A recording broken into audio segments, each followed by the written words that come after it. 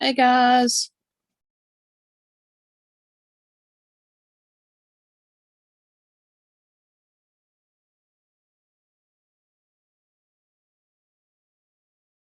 Give me just 1 second.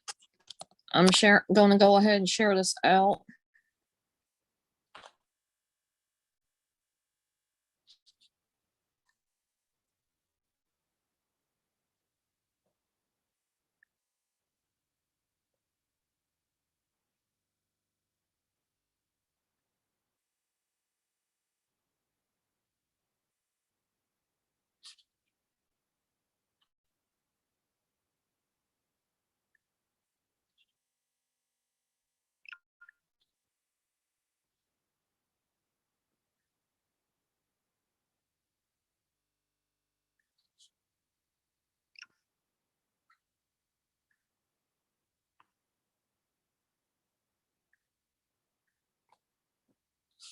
And this is not gonna be just another chit chat stream. Hey Natalie, West Haven, Florida. Eli, hello guys. It is so good to see you. I appreciate you guys sharing me out. Animated Adventures, hello there. Yeah, this is not going to be just a chit chat stream, even though I will be talking to you guys a lot. I will be talking also about something that. Thank you, everybody. Thank you, Eli, for sharing me out. I'm going to be talking about something that I have talked about in the past. I will have to say. I do not have any pictures up. I do not know if it's going to work or not. Um, Hold on a second. Let me see if I can find it.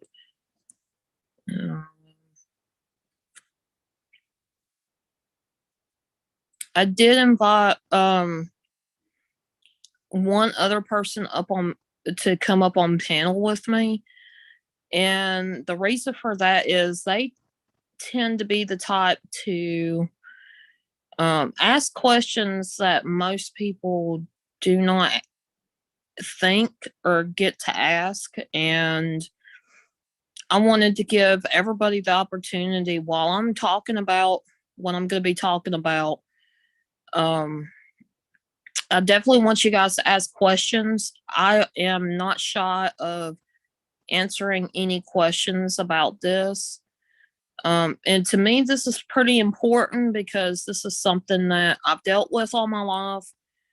And one of the biggest lessons that I've ever really had to learn was the fact that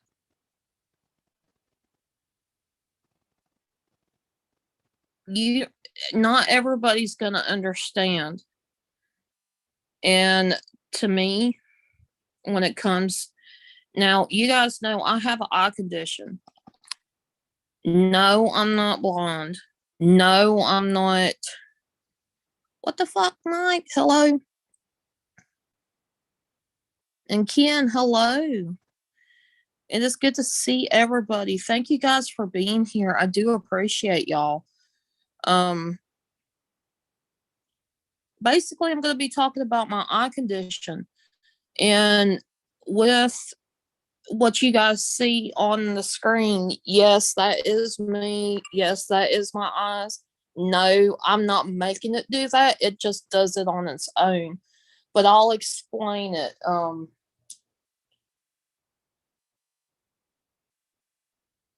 it's something that even me, I had to do some research on it, even though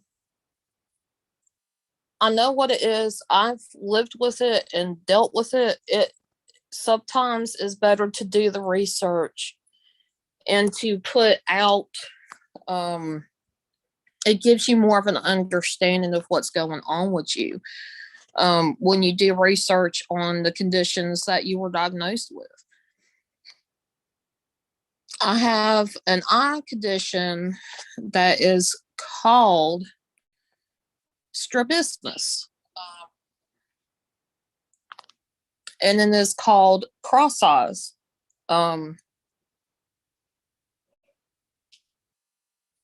of course, you see it as you see eyes either going out, coming in.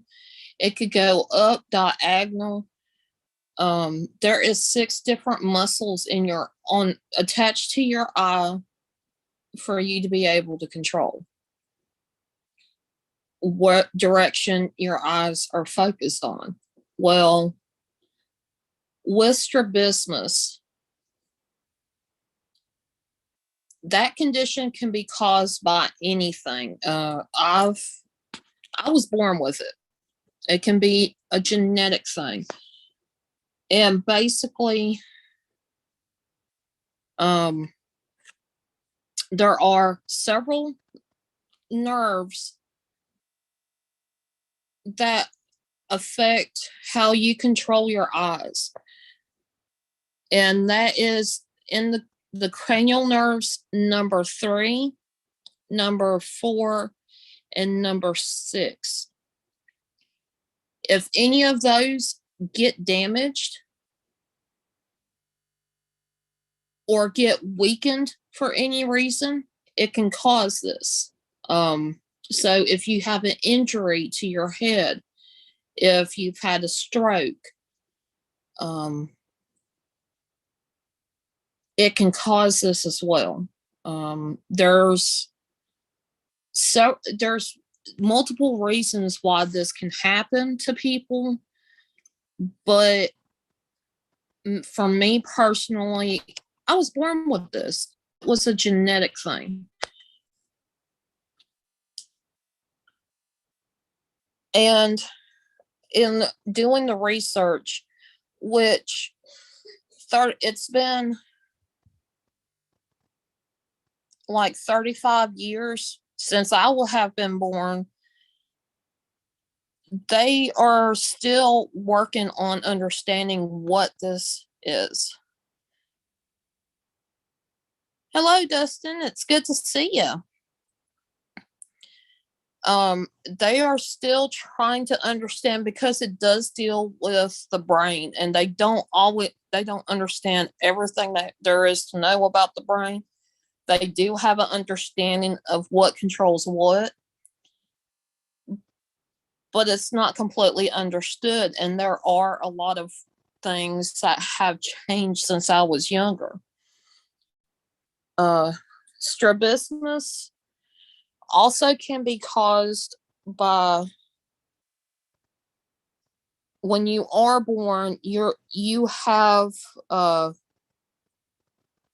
you can be so farsighted that your brain cannot comprehend, and your brain tries to overcompensate for the fact that you are so farsighted that your focus is on one thing, and it can cause problems there too. People with this condition tend to get a lot of headaches, and as a baby, my mom can testify that I cried a lot, and sometimes I cried for no reason that she could see, and she tried her best. The way I feel and what I understand, because I have headaches now due to eye strain because of this condition. I feel like when I was a baby, my brain was working to adapt to what was going on with my eyes and caused a lot of problems and headaches. And that's what I truly believe. Yes, strabismus. And there is no cure for this, but there are treatments that can be done to help correct it doesn't mean that you're cured from it. For me, I had to adapt to life with everybody, with everything. And as a kid growing up, it was hard. You may see kids, or adults that have this condition, they tilt their head to the side. And a lot of that is to look to see if to be able to see what they're trying to read or an object. They tilt their head to the side to look because they're looking through one eye. And um, going back to the treatments, surgery is one way that can help. Glasses can help. There is some exercises that can be done that will help strengthen your eyes to where they can align back together. Um, with me, I can focus both of my eyes on one point together, but it strains my eyes now. So it gets really hard when I'm really tired. My eyes go wonky. And the thing about strabismus that I've learned from my experience is getting to getting diagnosed and getting the treatment like surgery or whatever done as early as possible is usually the best solution. Anybody can have surgery done for strabismus at any given time. When Unfortunately, when I was younger, my mom kind of knew from the get go something was up, and the doctor that was checking me out for my eyes was not exactly equipped to really do the kind of surgery that I needed. And so he kept putting off. He even, and this is what makes me mad, and I will stand up and say this. When it comes to treatment for strabismus, it is never cosmetic surgery. This is the excuse that we got from that doctor. The reason why they kept putting off that I needed surgery. It wasn't until, and of course, I was born with this and I put up with this for a while. I didn't get surgery until I was in, I believe, second grade when I got my first surgery. And the surgery, what it consists of is they they go ahead and give you anesthesia, basically knock you out. And what they do is, and this is a little graphic, but the muscles that are around your eyes, the ones that are the strongest where it's pulling, they cut those muscles and they reattach them back to your eye. Talk about it being itchy as hell. um, I didn't have problems really too much right after the surgery. I did have to have annoying ointment and eye drops for a few weeks afterward until the stitches dissolved.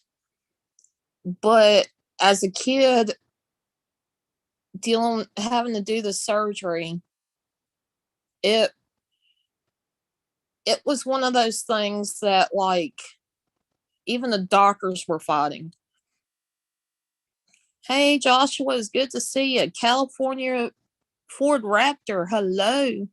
I appreciate you guys being in here. And yes, I am talking about my um my eye condition. It's called strabismus. And let me back up a little bit. When the doctor kept refusing, and he was getting worried about the fact that I was going to need surgery, and he waited years before he decided to have me go to a specialist in a nearby city. I went through all the tests that I needed to go through with that specialist. And my mom and dad piped up when they said I was a good candidate for surgery. They said, "Are we going to have to pay for it out of pocket?" He said, "Insurance should be paying for a lot of it." Um, and my mom piped up, and I remember her saying, "They told us it was cosmetic surgery only." The doctor stopped what he was doing. He looked at me, and then he looked at my parents and said, "Really?" They're like, "Yeah." I said, I popped up. I heard it too, and I said something. That specialist stopped what he was doing with me in the room, got up, stepped out of the room. I guess he went to his office and professionally cussed out that other doctor because they waited, and somebody who that is a kid, that is a child born with this, or even, even a little older, time is of the essence. The earlier that you're able to have something like that done, the better off you will be able to be. And it's not cosmetic. What it does is it helps, it doesn't magically make your eyes stay together, and it doesn't magically make your eyes so good that you don't need glasses. But I'm going to explain something in a little bit.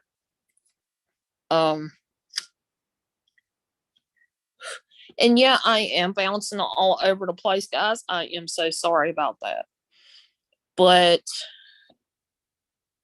surgery or any kind of treatment, they once the whole thing about once people figure out that something's wrong with their eyes, treatment needs to be done as quickly as possible, whether it be just doing muscle exercises with your eyes, doing getting the glasses, even getting the surgery. It needs to be done as soon as possible to have a better chance of it not affecting you as hard as others. And I will say that I'm I consider myself lucky because I was born with this. My mind was already adapting to this condition. Uh, and I'll explain that in a little bit. Reason why I'm saying that. As an adult, it is harder for somebody that develops strabismus for whatever the reason may be.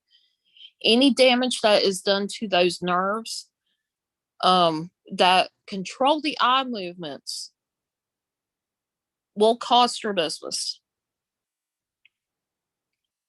All right. Take care, Joshua.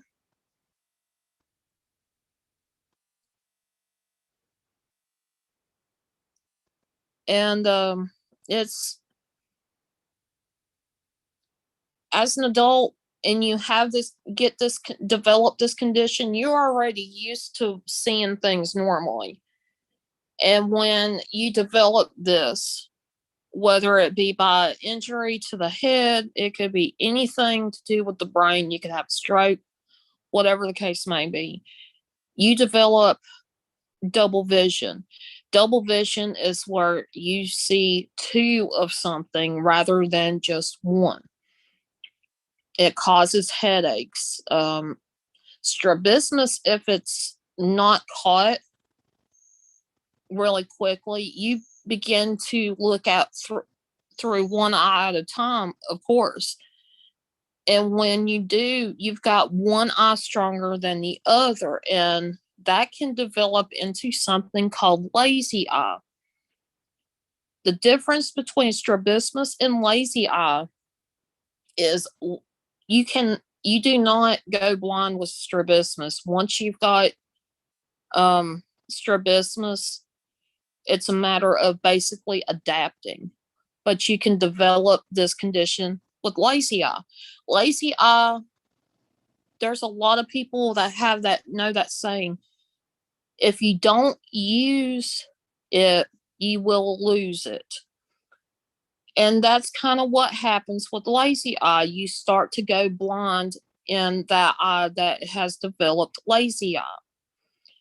One of the treatments to combat that is to have eye patches on to cover the stronger eye to help the weaker eye be used, and force your mind to use that eye and keep that eye strong. When I was a baby, after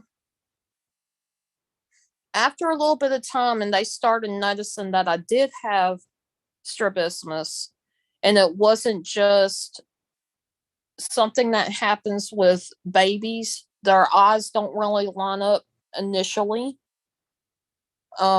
It takes a little bit of time for them to straighten back out. So they give you time, or they try to give you time for your mind to start trying to straighten all that out. Well, with me, they waited a few months before they had me start with eye patches. The eye patches, of course, it helped to combat lazy eye. Didn't want to go blind in either one of my eyes. And it was an everyday thing. Every time I woke up, my mom had to put an eye patch over one eye. The next day, it would have to be the other eye. And it would switch back and forth until they started noticing that my eyes were pretty strong and I wasn't developing that.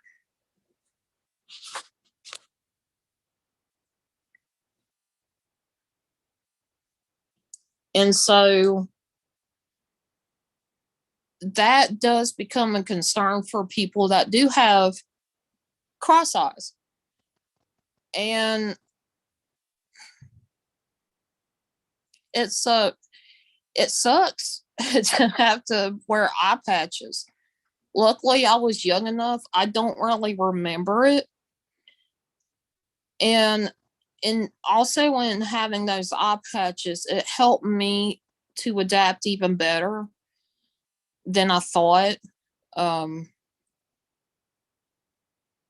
I was growing up, like, I have such a unique way of seeing things. Like, people with strabismus cannot get their eyes to work together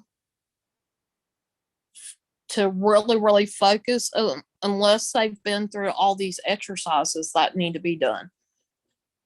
And people with strabismus cannot not necessarily see in 3D. Like what you would be able to see on one of those old 90s 3D pictures with those glasses, I can't see it. I see one color and I switch back and forth between the colors when I'm looking at a picture like that, but I cannot see the image that's hidden in that 3D thing.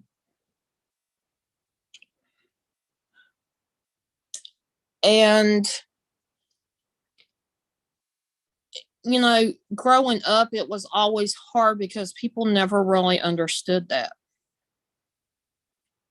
With everything that has happened, you know, growing up, and we all know, and I'm sure a lot of you guys know, everybody gets picked on for some reason or another.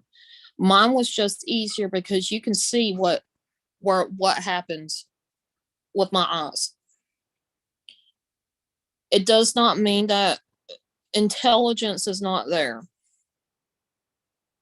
And it does not mean that I cannot do everything somebody else can. It is different. People wonder why I'm so slow at what I do, especially if I'm in a newer place.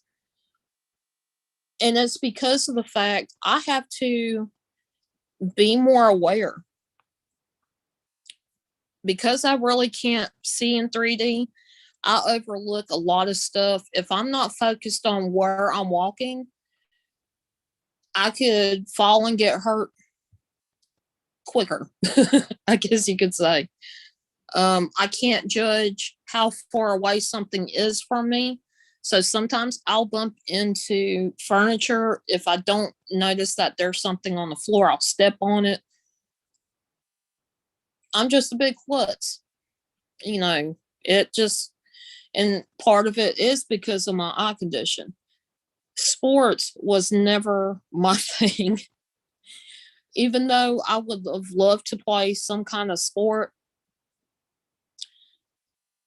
because I couldn't tell how far away something was, I could never catch anything.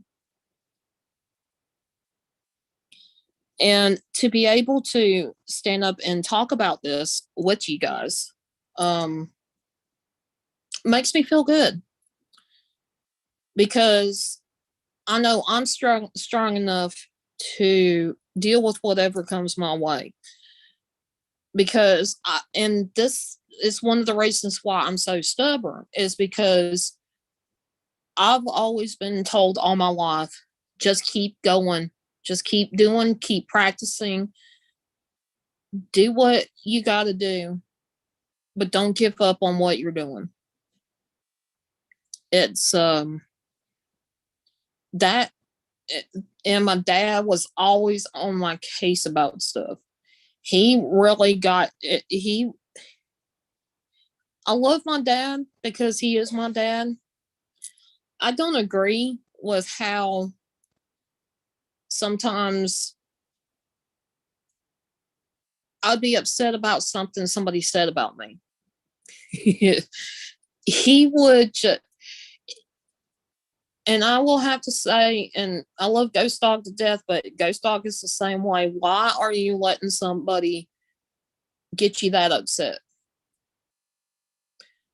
What makes them, their opinion, any less valuable? I mean, any more valuable than what you really feel about yourself, which should be more valuable than what anybody else thinks of you. And my dad's always instilled in me because I couldn't help it. And we have, as a family, they were stubborn enough to stand up for me to try to get me the treatment that I needed as quick as they could get it. My dad instilled in me, it was something that it can't be helped. Don't let people's ignorance, is how he put it, bother you. And if they just look at you and don't want to be around you because of your eyes, they're the ones that are missing out.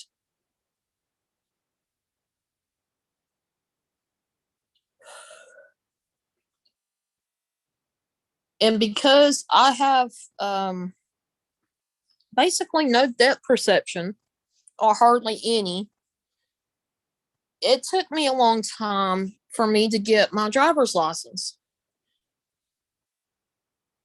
And it was because I was on a permit for a while. And part of the not the problem, but part of it was because of my eye condition, my parents really wanted me to try to get comfortable driving and get used to driving enough to where I would I would be okay driving on my own. And it took a good while. That was just one of the reasons why. There's other reasons why it took a while for me to get my license. But I'm thankful for that to have my family support me because of that and have that backup.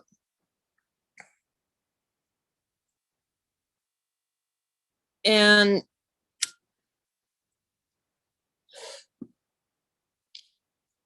for anybody with their business, it naturally is going to cause some kind of social anxiety. It will cause people to feel like their quality of life has gone down.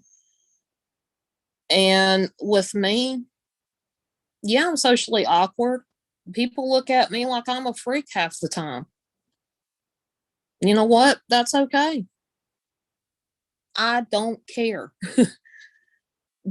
But for me to go live and to explain this stuff to you guys medically, it is a condition. It affects the eyes. It's going to cause um, that person to adapt to the world a little bit differently and to see things a little bit differently.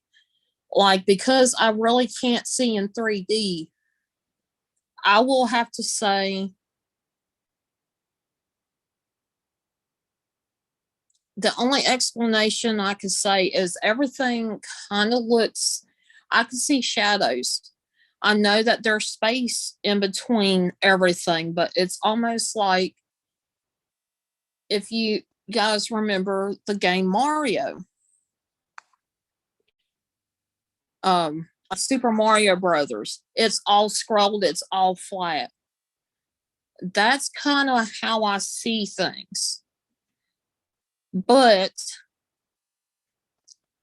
because I was born with this condition, I've learned to adapt to see the shadows, to see, you know, somewhat spatial stuff. And so I'm kind of caught in between that scrolling world where everything's flat to, yes, I understand that things are they've got volume to them, they've got space to them, they've got shadows. I'm like stuck in that middle area where it doesn't seem completely like Mario, but it's not exactly completely 3D either. And for those that have strabismus, I will say, I looked it up. 4% of the U.S. population, which is about 13 million people in the U.S. alone, have strabismus, and they said it was up to, so it might not be the same.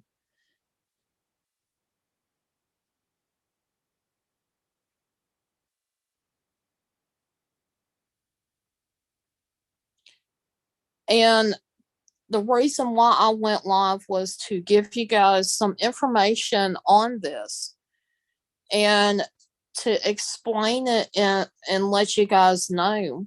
You guys can ask me any kind of question and it's not going to bother me. I will say, growing up, because of the way my eyes were, I had to wear glasses. I had not just one of those surgeries, I had two separate surgeries for my eyes. The second one that I had, they said I no longer needed to have glasses unless I need them for reading, and that was for comfort only. I did not need them 24/7 like I was told before. They and ever since then, I've not really needed glasses unless my eyes are strained or tired. I don't really need glasses, which is really unique because most of the time, if you have to wear glasses, you are told to wear glasses the rest of your life, or you're to get some kind of aid, maybe contacts, whatever the case may be. to get your eyes to not be strained. My vision, most people with strabismus have a hard time with their vision, but my vision is 20/40. Because I see through one eye at a time, the other eye, the peripheral vision is excellent. Like I can see that when there's something moving on the one side that I'm not focused on. Like in this picture that you see me staring straight at the camera, but I've got an eye going the other way. Everything that was to that side of me that the eye is pointing at, I see all that. But I'm focused on the camera at the time. But I see all of that. But what I focus on is what I focus on. But I see a lot of movement. I can tell when something is changed. Misty Mountain, hello, it's good to see you. In Florida, you're right. And it's not that I wanted to do this to, for people to get trolled or, whatever the case may be. I didn't want that. I don't want that. I want people to have the understanding, and the more that you know about it, the more of an understanding that you guys get to learn a little bit. That's how I look at it. But yeah, about 13 million people in the US alone have this condition. And that's about 4% of the population now.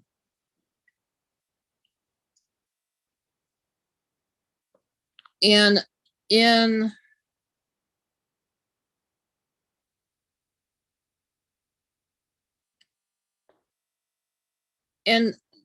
I can't really speak on strabismus, that is brought on as an adult, because I do have the kind where it was genetic.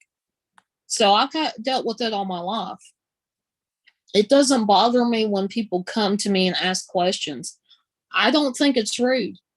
Now, if you come at me degrading me while you're asking a question, then I take offense.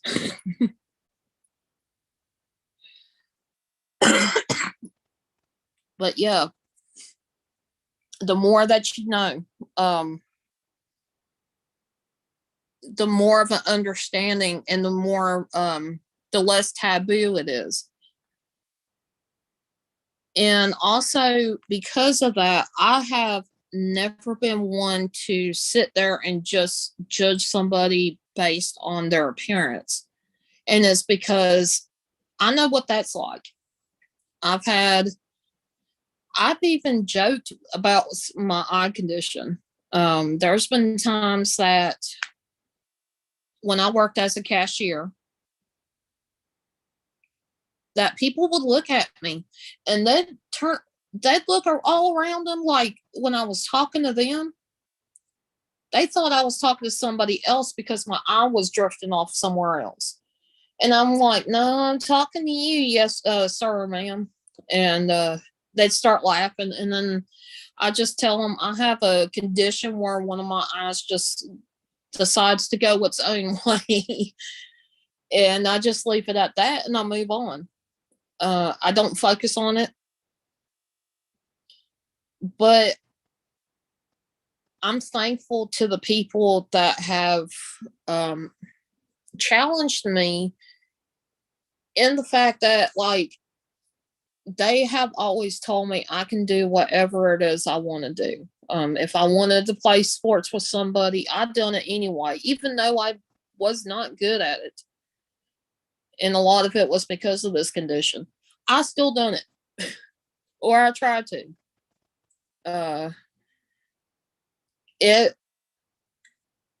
I have a lot of good funny stories about some of the things that have happened with me and my eyes. But it having strabismus can cause people to get depressed, have that social anxiety because they get made fun of a lot, or people just you just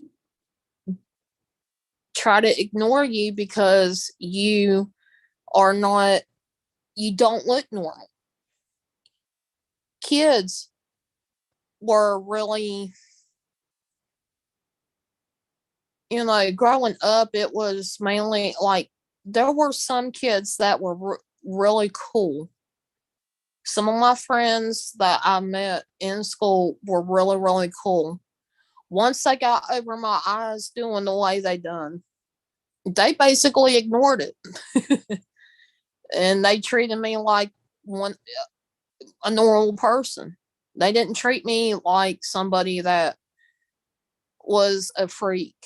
And I will say social media can be just as hard on people like me like it was in school. And it don't bother me one bit when people do that with about my eye condition. And like I said, there is no cure for it, but there is treatment to help ease some of the symptoms that goes on. Even treatment can include glasses. I have a cousin that has strabismus as well, and he's older than I am. He's got they call him he's got really thick glasses. They call them Coke bottle glasses. It's really, really thick lenses, and I believe they call them somewhat like prism glasses. And that is also to help design to help reduce the double vision and whatnot. And I'm pretty sure he had it probably a little bit worse than I did. And it, you know, anybody that has to deal with something that they can't help and they're still going, I'm proud of you. I'm happy for you. You've got things that you can't help that you were born with, and you've learned to adapt in a world that only looks for normalcy. You know, I'm proud of those people that just because they are different doesn't mean that they can't make it in this world at some for even if it's something small. Like that's why I'm so, that's why I'm so funny or not funny but so weird about people that are disabled and sticking up for them. People that are disabled, they can't help what's going on with them. Whether, you know, they were born with it or not. The world's rough on people and it can be really hard. Hell, my dad, one of the biggest and greatest gifts he could ever give me was to stand up for myself, but stand up for myself in a way that shouldn't be hurtful to other people. He taught me that. I don't always do that. I'm stubborn like him. But he also taught me to be stubborn, to do what I can. Even if I fail at it, just do what I can. Do my best.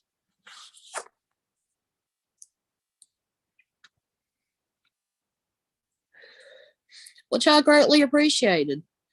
And if you guys have any questions when it comes to this eye condition and what I've gone through, you can ask me anything. Um, you guys can go ahead and ask. I'm all for it. That I'm very open about it. And, you know, it. I know I kind of went all over the place, but yeah, strabismus is something that you can't necessarily get rid of. It's not curable by any means, but I would hope that there is more treatment, better treatment for this condition, because even now I get headaches a lot, guys. And it's because my eyes will strain. But look at how my eyes do all the time. They go, they don't necessarily go inward now, they go more outward.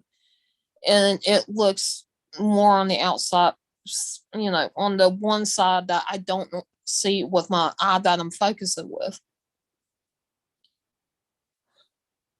I get eye strains a lot. It's, I don't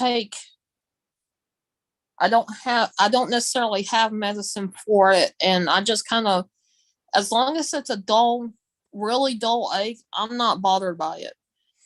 But the headaches are mainly caused by the strain of where the eyes just naturally decide they're going to go wherever they're going to go. I jokingly say I'm a chameleon. A chameleon's got two independent eyes that are working to make a really big picture. And that's kind of what I see the world as. I just see one big fat almost like a panoramic type picture. And I could see a wider range than what some people would think.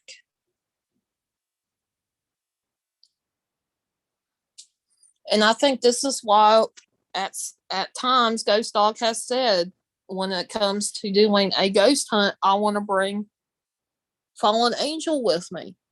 And it's because I have a wider range of being able to see stuff. So if I see movement, if I see something, I'm gonna glance real quick with my other eye, just to see what's going on. I can catch movement really, really quickly.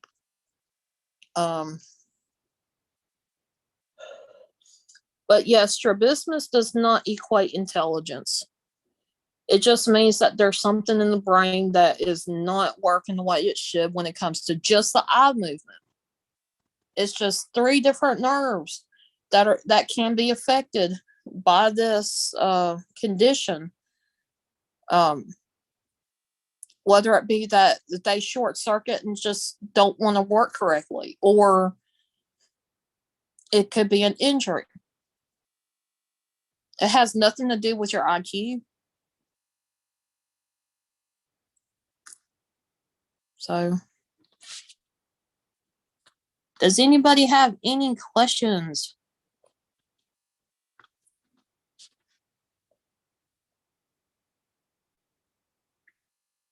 And you know what? I embrace being different. I embrace being, there are times that I get frustrated and it does upset me that I am different, But I love being different in that sense, because it does help me have understanding of other people with different problems. That's why I am the way I am about that. Van Life Biker, hello, it is good to see you.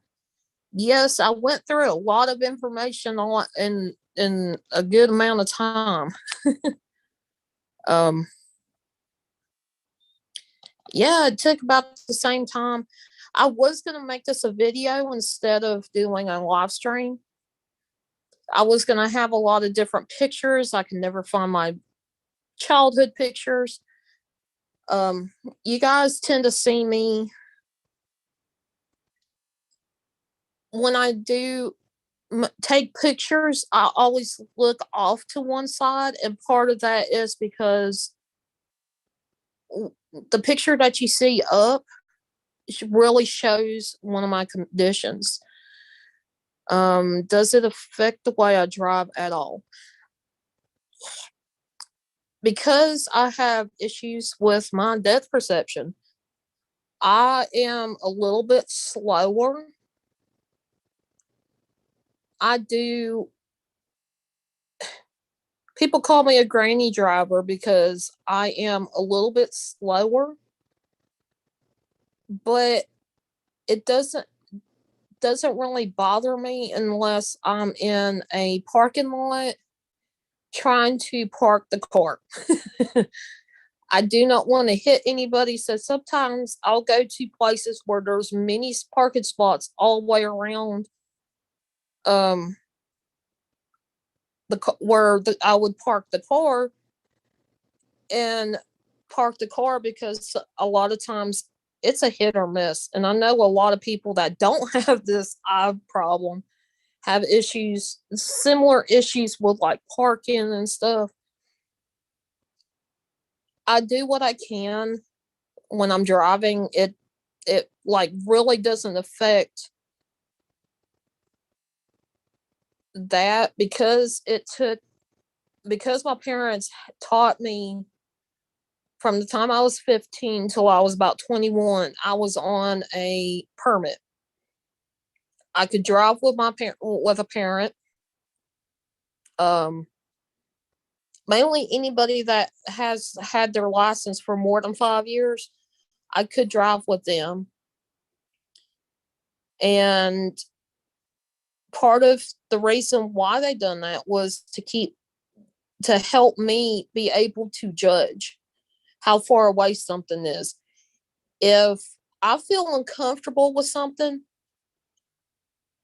like if I'm in a lot of traffic, I get anxiety.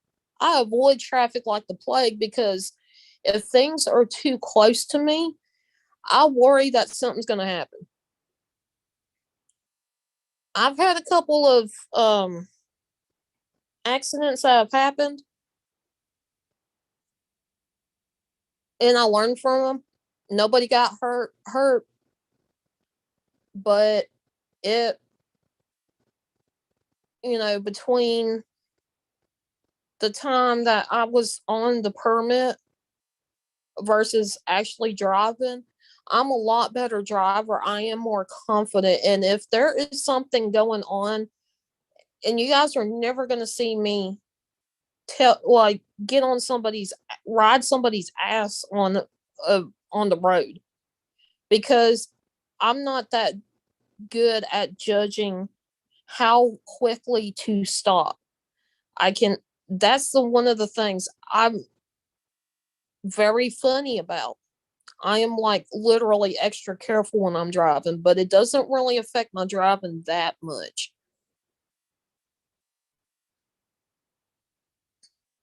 Oh, cool, Van Life.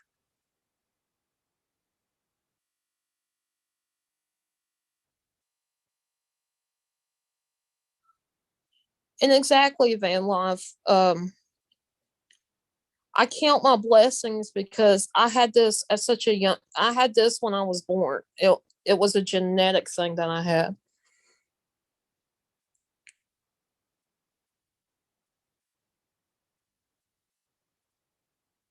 Oh, that is really cool, Van Life. And you know, it comes to show like when people have something, that's different, that is unique to them,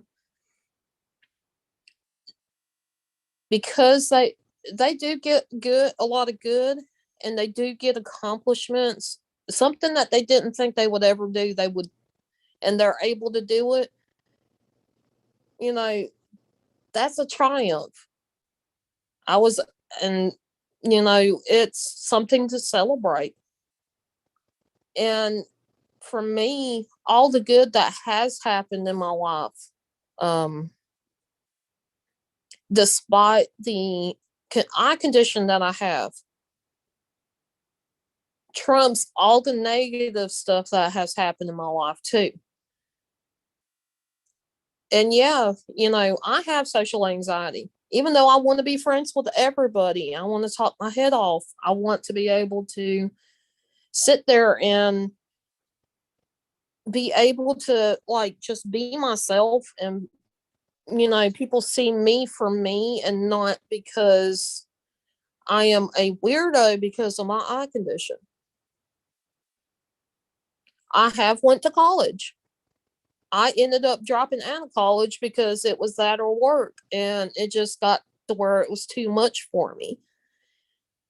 I was actually working almost full time to pay for college, which was also full time. That was really hard, but I was doing it.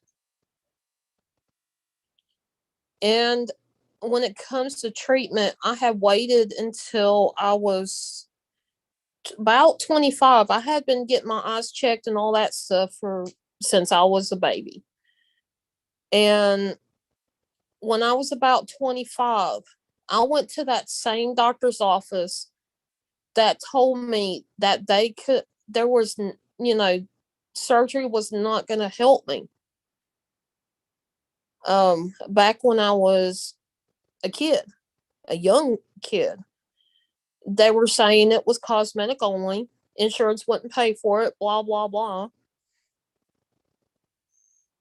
I went to that same company that one doctor that said all that had worked at. And I had gotten my eyes checked. Like I said, it was about 10 years ago. I was 25.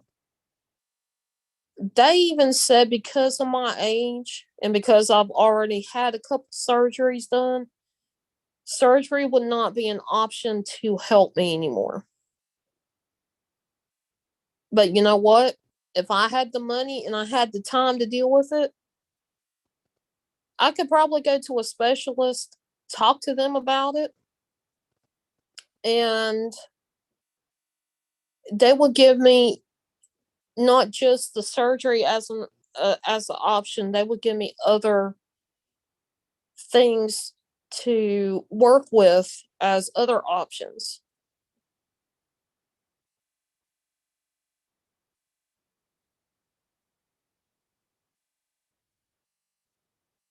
Exactly, Van Life. Never underestimate willpower of anybody.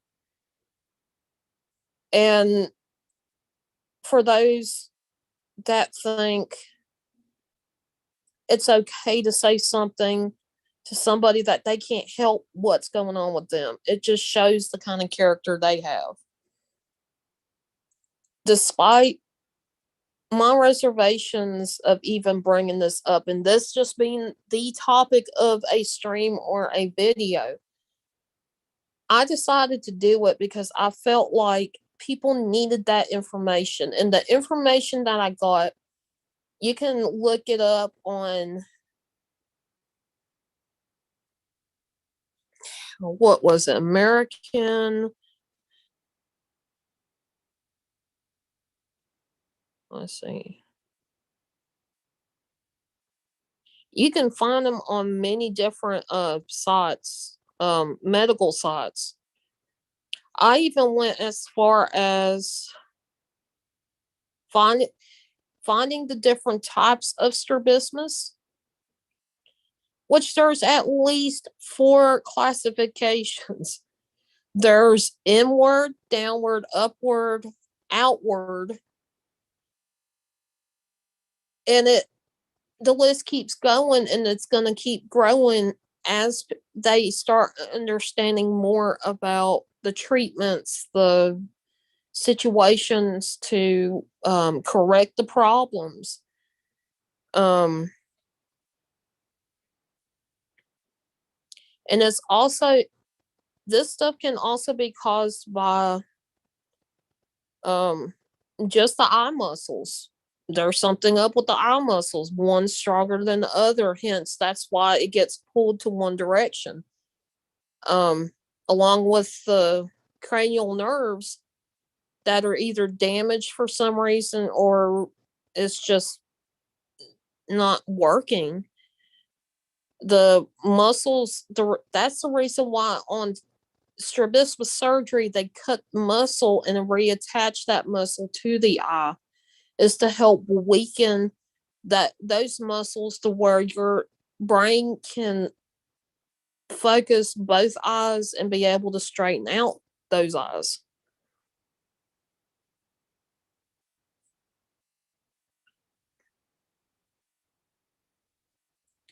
If you go on a site called AOA.org, that has a lot of information on strabismus. There is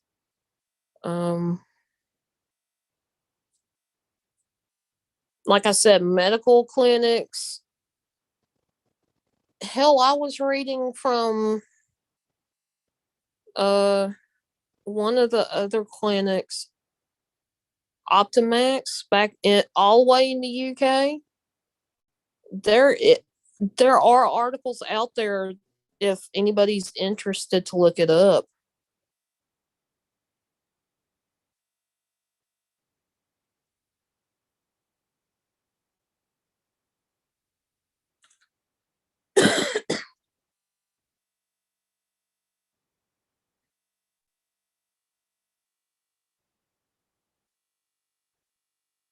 And I agree, Van Life.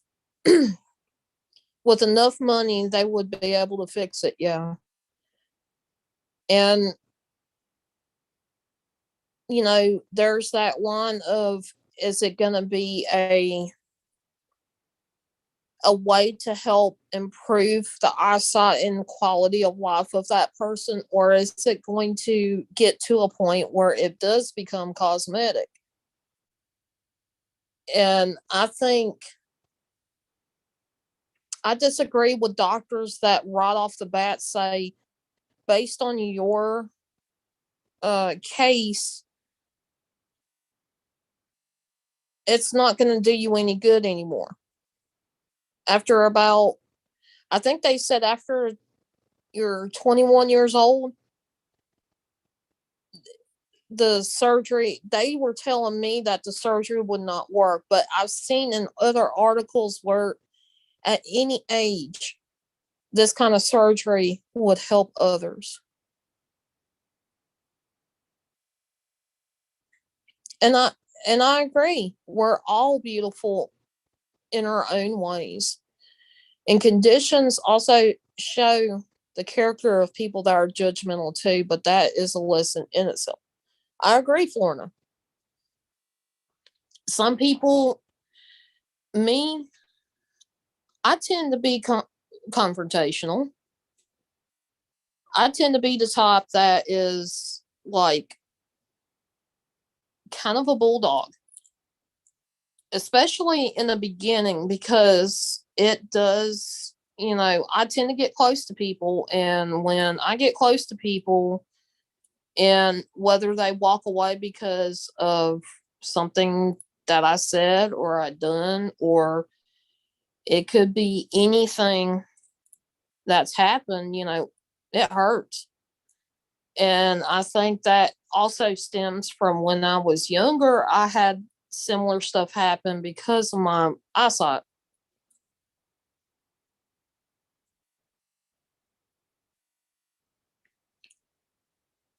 But just to sum it up, strabismus is not something that it is life changing, only because you have to learn to adapt to not only the world around you, but to adapt to what some, it may be a limitation for that moment, but to push yourself forward and to keep on going and to push yourself into getting an alternate opinion than what, if a doctor shoots you down and says something that like it's not going to help you for whatever reason, the treatment wouldn't help you, go to a second opinion.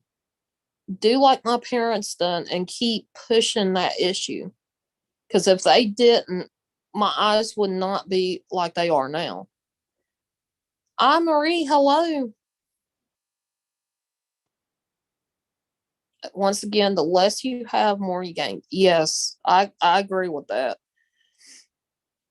And I know there's people going to continue to look at me having this condition as something to pick on, but I'm just going to go ahead and flat out say it. I don't care what you say about it. I understand my own medical condition. And yes, it's considered a medical condition. I understand it more than most people would. People with this condition understand each other a lot better. And it doesn't bother me that you're going to if you sit there and judge me, or you sit there and want to down talk me because of it. The more that you know about something, the more of an understanding you get, and the more tolerant you can become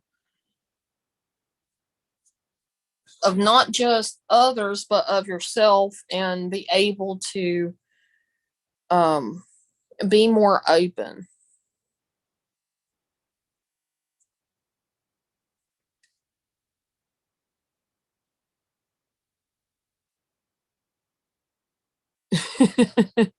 Marie. Exactly, Van Loff.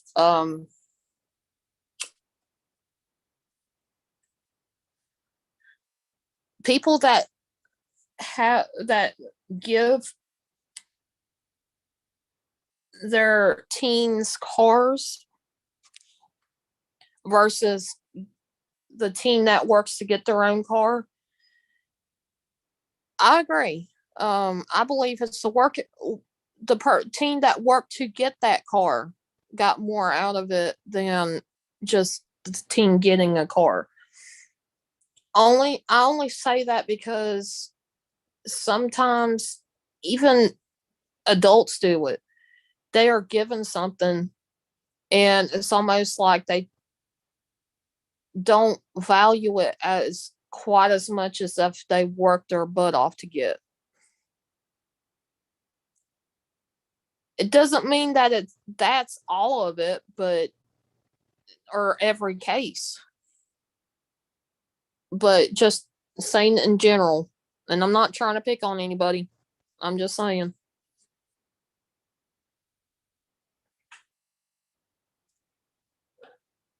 Is there any comments you want to make, Mom?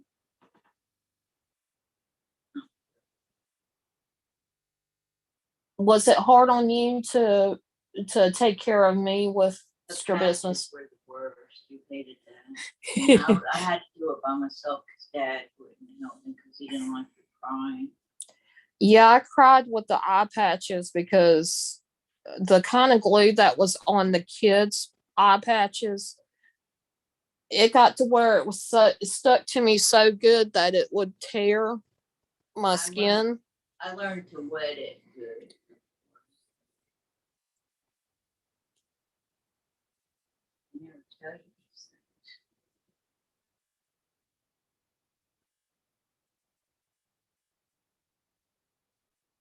And because she had to even adapt, like with me, it hurt.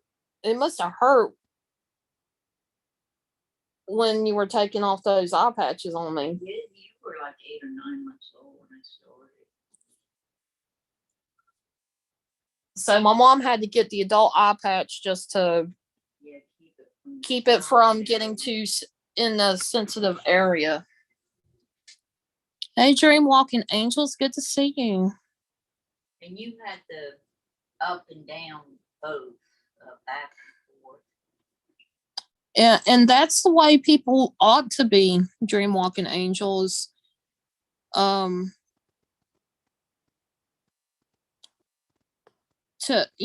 To be more respectful of things that people can't change about themselves.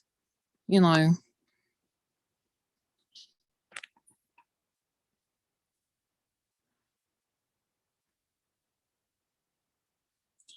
And really, it, to me, it's not necessarily a disability. It is a condition that I've had to adapt to. Yeah, I can't see 3D. I can't see freaking 3D movies, but I still go to them and I still kind of like, I still try to be a part of it.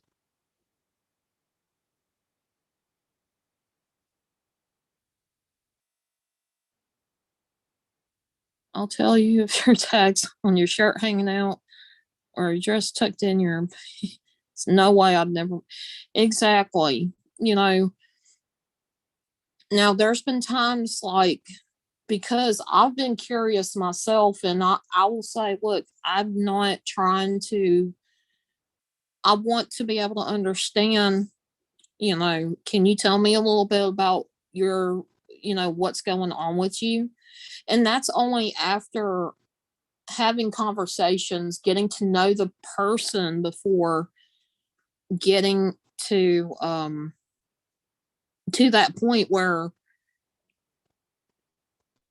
getting to that point, because it does make me feel uncomfortable when I ask, and I'm saying asking out of curiosity and respect. I want to understand it more. I don't want to be that type that people think I'm just,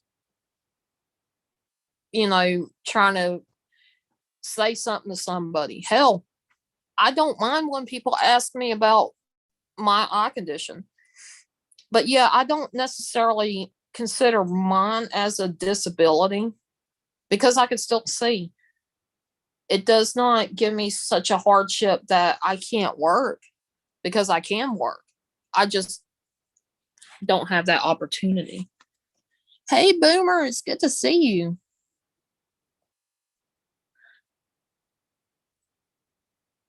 And it sucks when people make fun of something you can't help. It's like, okay, what do you want me to do about it? Because I sure as hell can't go in the next hour or two and go get surgery willy nilly right off the bat to try to fix that problem just to make you feel comfortable. You know? But yeah, I can see that. It, to me, like I said, to me, it's not a disability, but it has held me back from things. And one of the biggest things I've ever wanted to do was try to get into the army or the military. And I've been told, because of my eyes and because of my asthma, that I would never be a candidate for the army. Like, even shooting a gun on some of the games that I play, I'm not good at.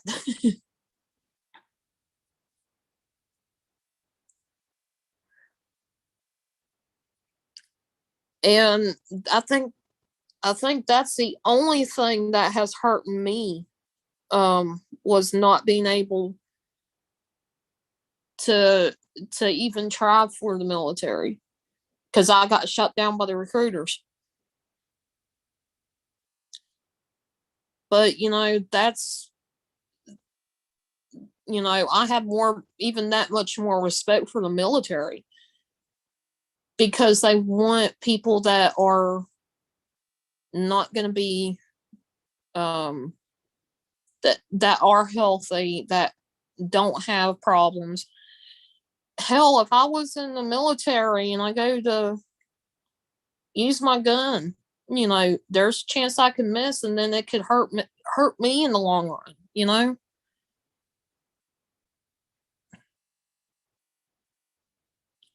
Every question does not deserve an answer back. Yes.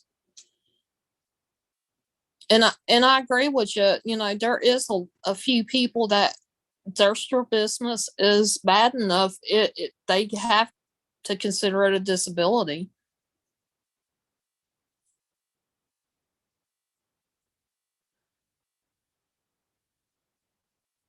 And that's a good rule of thumb, Dream Walking Angel. And take care, Van Loff.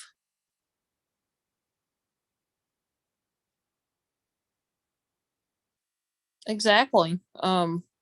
Looking at it now, you know, that, you know, it was a blessing that, they didn't want to take me, because then it gave me an opportunity to look elsewhere and to just keep going, doing what I love to do, and to work towards another goal.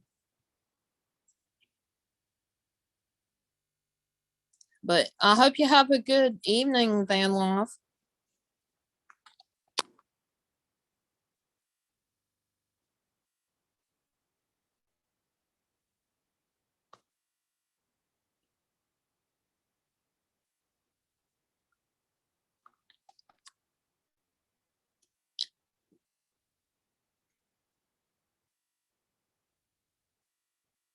and take care. But yeah, I wanted to go live and bring this subject up. A lot of people are, did have some questions. Um, Life day to day, as long as things don't like change a whole lot, I do pretty well with. Sports is out of the question because of the depth perception.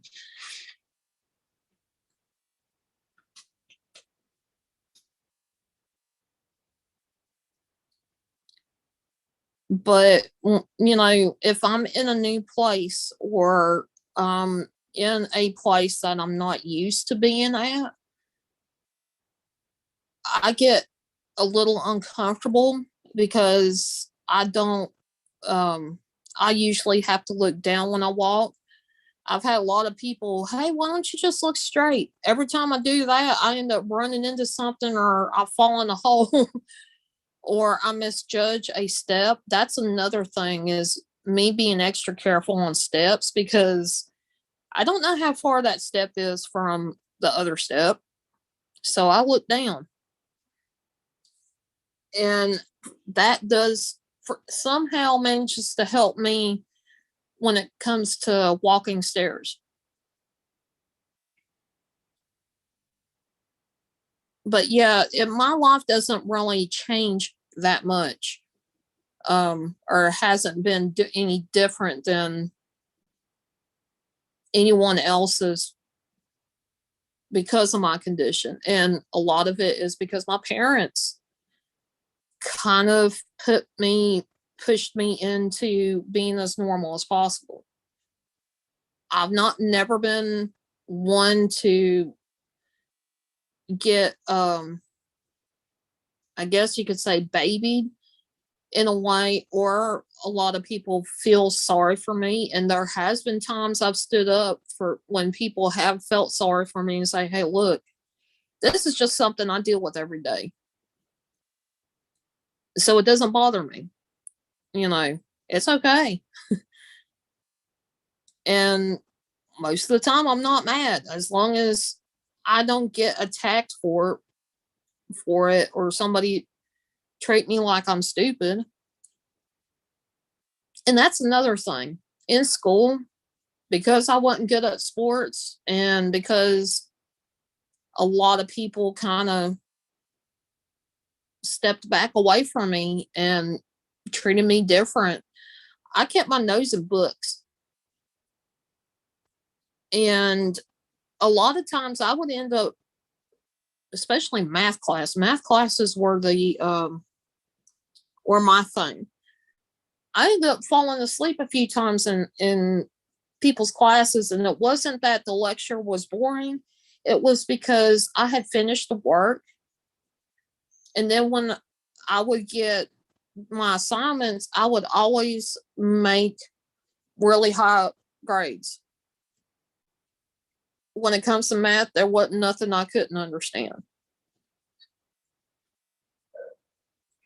So,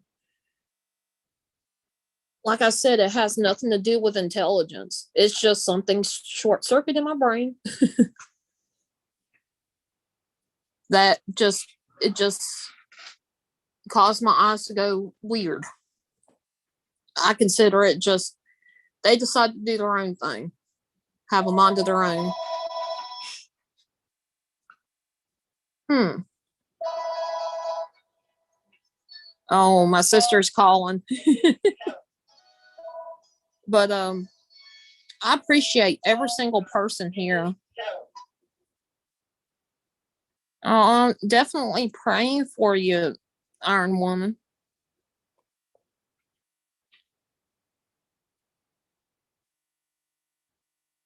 Okay, Marie, that will definitely happen at some point. But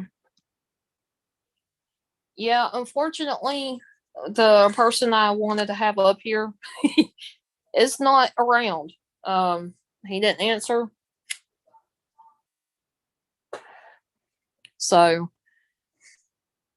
but yeah, I know by putting out this information was going to I'm probably going to get people coming at me because I explained this. Um I understand that, but I felt like people, especially online, don't know that kind of eye condition. They're like, "What are you, stupid or something?" That's the kind of reaction I get sometimes. And I'm like, "Really?" Okay. And I felt like, this is something that I wanted you guys to know about. I know there's some people that are kind of like, I don't understand about her eyes. And there's a lot of people that don't even see that. They don't even notice it, you know. And I'm thankful for that. I want to be treated the same as everybody else. I don't want to be treated like a monster, a freak, because I'm so used to that. I'm used to that kind of thing. But I'm not ever going to stop doing what I love to do. And I'm not ever going to stop um, bringing this kind of bringing about information on my medical condition, because like I said, only 4% of the population in the United States, up to 4% rather, have this condition.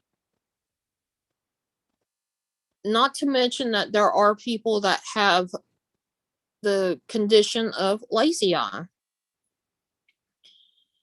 And lazy eye actually can do damage to your eye. Like, you can go blind because of lazy eye versus strabismus, where it does. The only thing that happens with it is you have to learn to adapt to one eye at a time, looking through. The other one just kind of does its own thing. And hey, my nephew Cody, it is good to see you.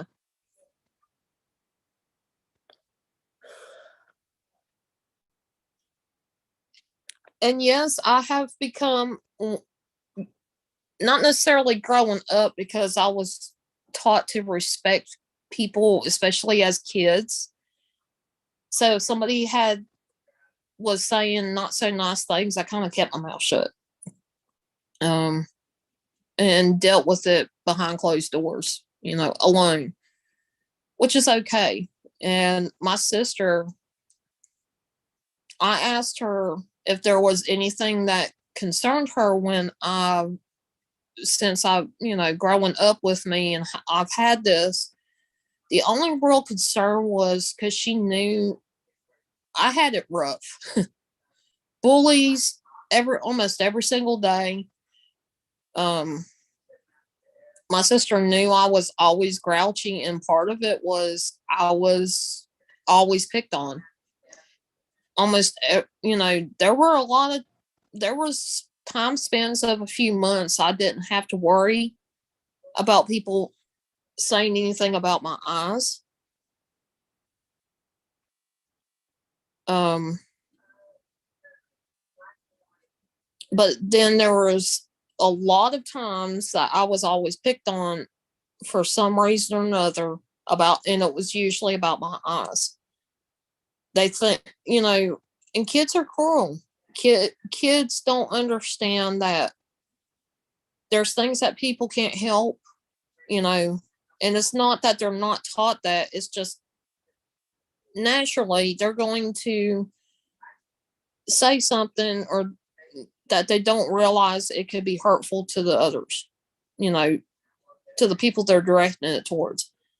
There's some that, don't understand and probably would be, wouldn't be able to understand at the time until they get a little older.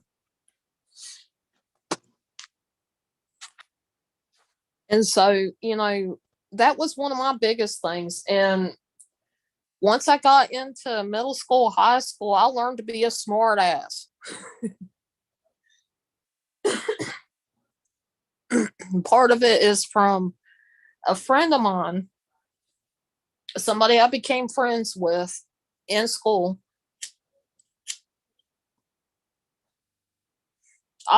She was not she didn't have brothers or sisters, but she always called me her little sister. Once she knew who got to know me and who I was, she kind of was helpful in teaching me how to be a smartass, making comebacks at people and trying to get people to laugh rather than try to bully me. And things ended up getting better for me in school because of that. As an adult, I didn't have a whole hell of a lot of problems. Social media is always going to be something, but there's not really that much. There, to me, I see more people having questions about it, the condition, as opposed to just straight up bullying.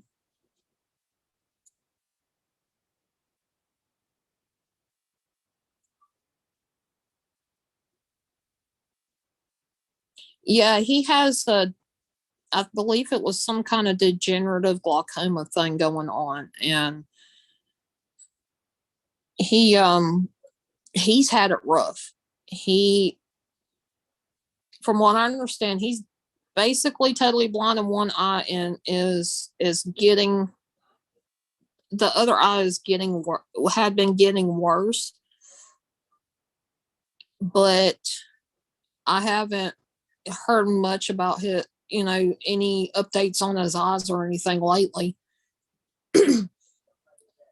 But he is somebody that when I came to social media a few years ago and I started noticing his channel, and I learned his channel from Omar. Seeing some of the videos that he would put out and it had James in there, I got curious with who James was, and getting to know him through his videos it's just been awesome. And my heart goes out to anybody dealing with whatever condition they have when it comes to any physical issues, eyes especially, because even though we and you see this every day, people can adapt to losing their eyesight. It makes me kind of sad that people can't see the same way. Welcome back, Josh. I burnt the meatballs. Oh no. I'm done.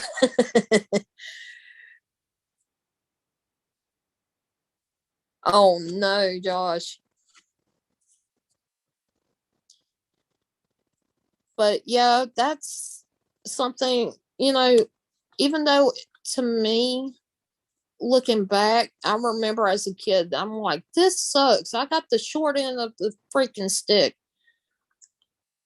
I can't do anything. I went from that kind of thinking to, I'm going to be able to do it one way or another, even if I fail at it. I'm going to just keep going. And my dad, he even encouraged me to do that. He said, just keep trying.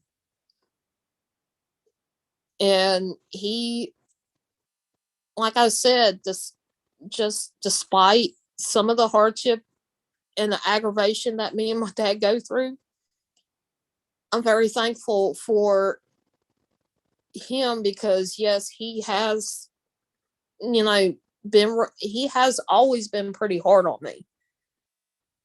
And with my eyes, it's been no exception.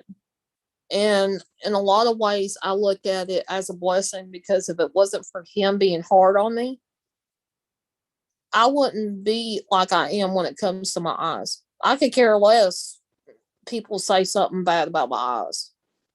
But I wanted people to know because there's not a lot of people that get to talk about it and get to explain it. People don't understand um, what this condition is. And like I said, it's just a nerve issue.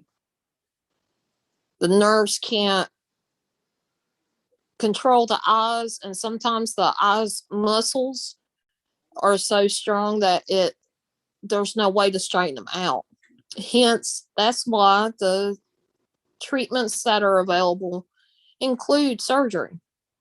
It's to weaken the muscles around the eye enough to where your brain can make it to where they straighten out, and it can make um your eyesight better. That's why, you know, I encourage people when they go to a doctor, they tend to give you your options, but then they look down on some of the better options that are for you. Get a second opinion. Don't settle for something that is not going to be, that may or may not work. You want to get somebody who is going to give you all the options available and give you your best chance at doing good, doing better. Yankee Kyle, hello. Exactly, Josh. At least you gave an effort, and that's how my dad is.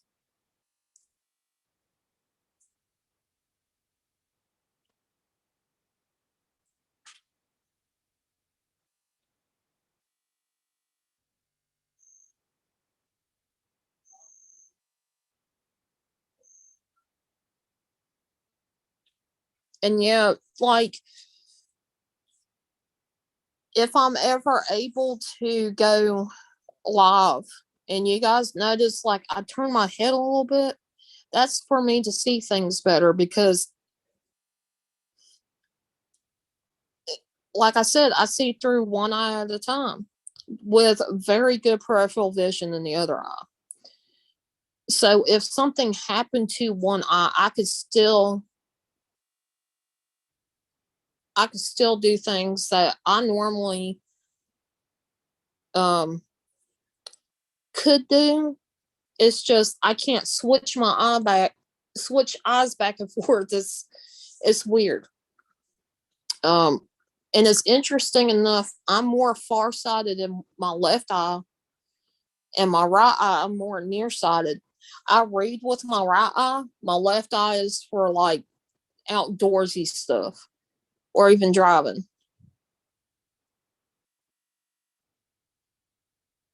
Oh no.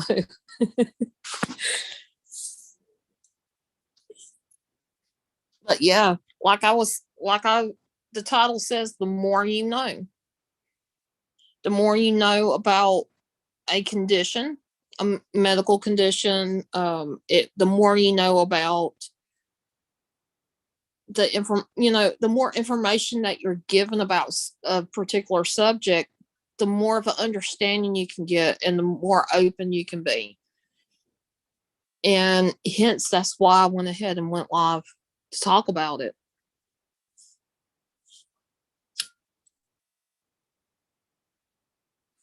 And I will say, strabismus, people can say it can be a nothing type medical condition. Well, why is it that I've had to have eye surgery? I actually, I think you guys will find it interesting. I have little scars on my eyeballs where I've had my surgery done to correct it.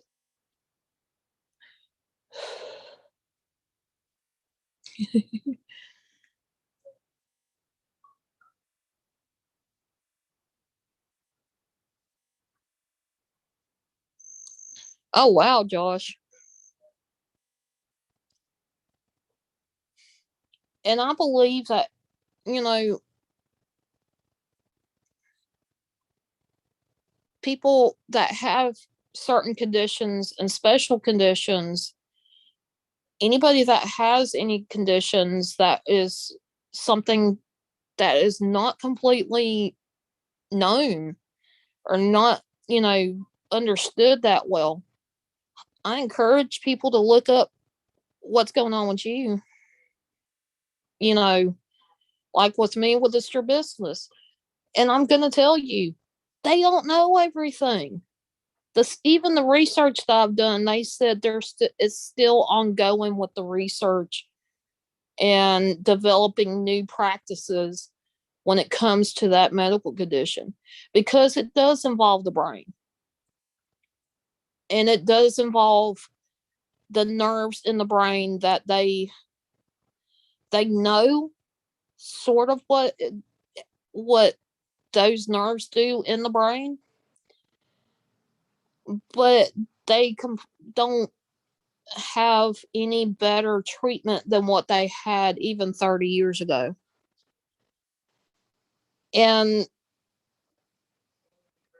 my biggest prayer is that I know there's no cure for it, but I'm hoping that at some point that they find a good treatment that will help the person with the issues that they have be able to get better eyesight, better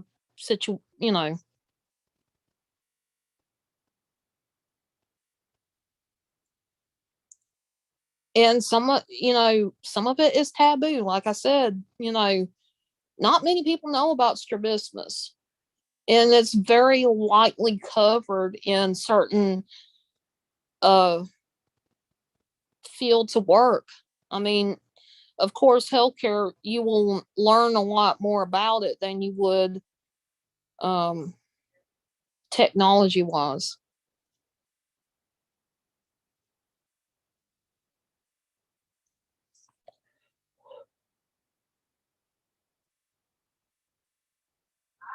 Yeah, and see, I haven't, I have family members that have had conditions of the brain that it's caused them to lose different motor skills, and it's really sad to see, when they have those kinds of surgeries to correct one thing ends up damaging something else. But there's always that risk. And surprisingly enough, with my eyes, one of the biggest things that they said could happen is there's that room for error, and something on the eyeball could have been nicked that shouldn't have been nicked, instead of just getting the muscle cut and reattached.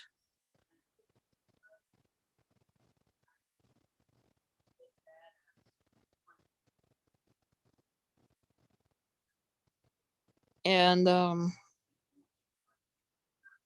despite that, I still wanted to go through with it.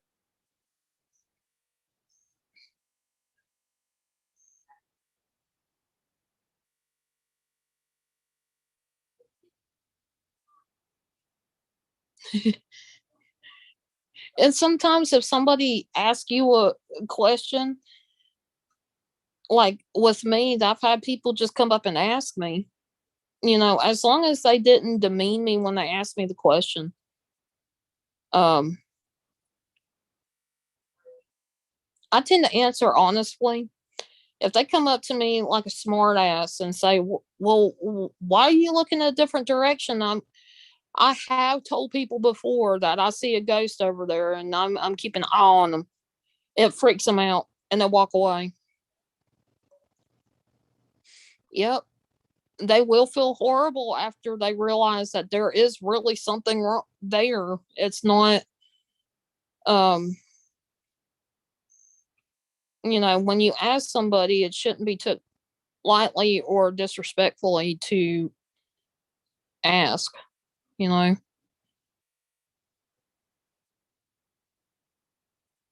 Oh wow, Iron Woman.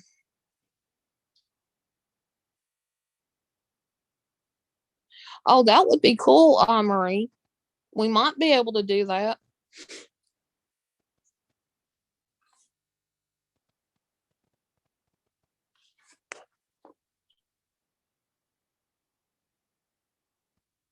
Yeah, I've told people that I'm a human ghost detector. If I see a ghost, my eyeball will go directly to it that I'm not looking at you with.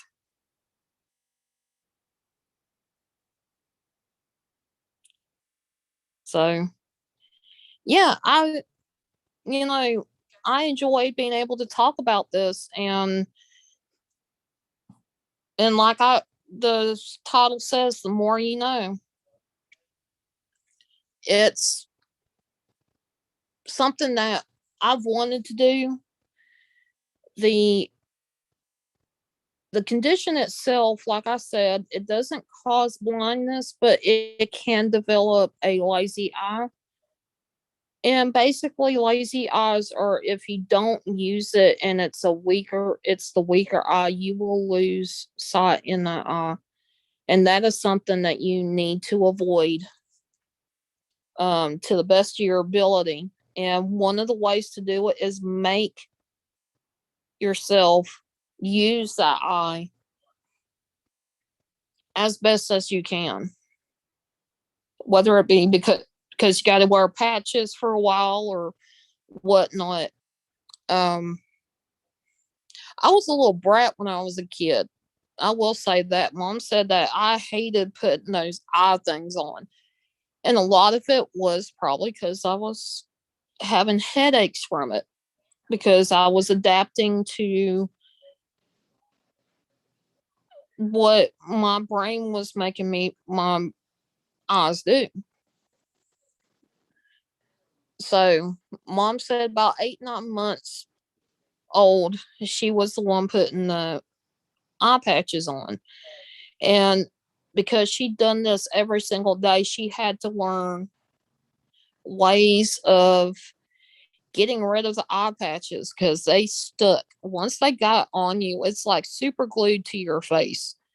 It would not move. And when they had those kid patches on, it actually literally ripped part of my skin around my eye. And to avoid that and a lot of pain, my mom found ways to fix that problem. And I'm thankful that she done that because I probably would have scars of all the way around my eyeballs of where those patches were. It's always a good idea. The way I see it, it's always a good idea, especially when working with kids, with eye patches or anything that has a medical um, adhesive on it. Test it out on yourself first before you try to put it on a kid. Let's say you put take a bit of an eye patch. You can cut one up, put a bit of an eye patch on your skin where it's got the adhesive. Let it stay there for a little while and then take it off to see if it's going to cause a lot of discomfort. Yeah, it's for the eye, but your eye's more sensitive than like on the back of your hand or something. So, got to take into account.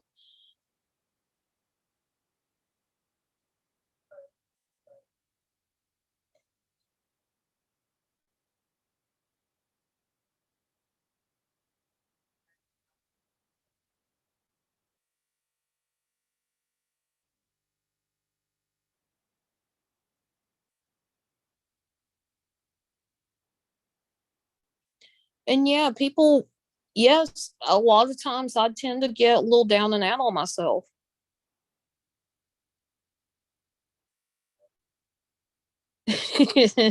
I'm hurry. Amber over here messing with balloons. But I believe you're the strongest when you can be happy even in some of the hardest times that you're going through. It's there's been a lot of times I've had a lot of frustration and people would blame the fact that I had eyes my eyes were bad. I've had people blame that as the reason why they didn't get to know me.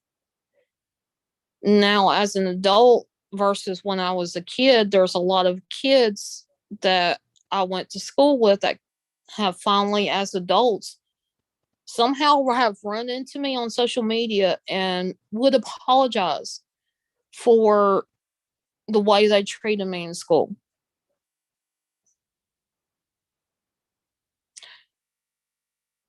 Don't even start, Joshua. Yes, I do have a couple gray hairs.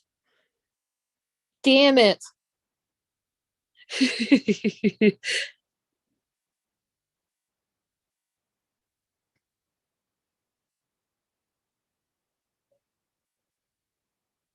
And yeah, sometimes like I get so frustrated and I don't know.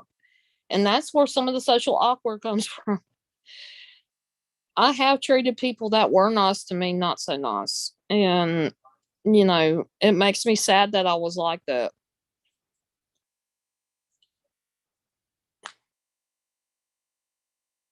Yeah, I literally pulled a gray hair the other day off and I named it Ghost Dog.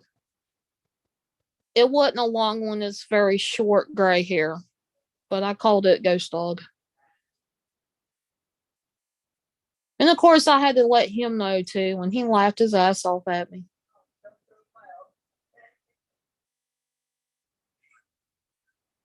I hide them well because I don't normally put myself on camera.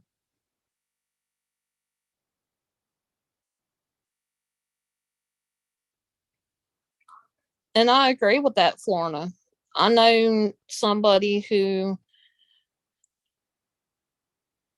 they caused a lot of heartache for other people and they ended up having a,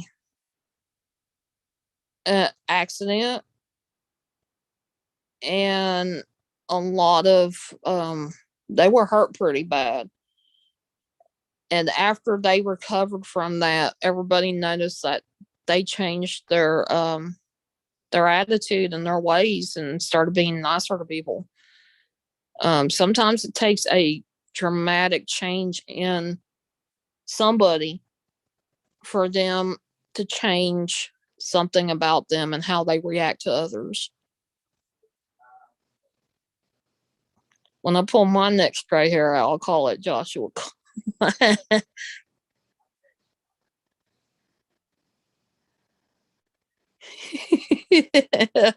Amber.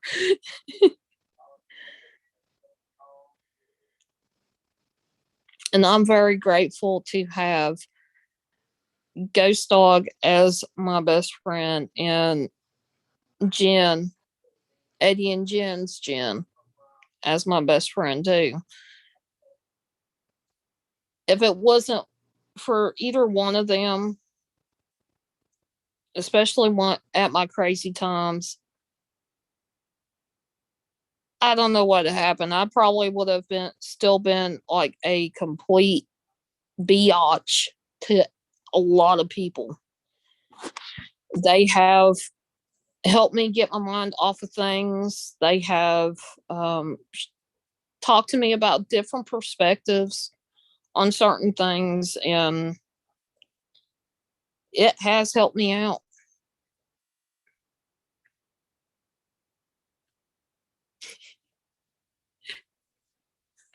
It really has, and it's always good to have at least a couple close friends.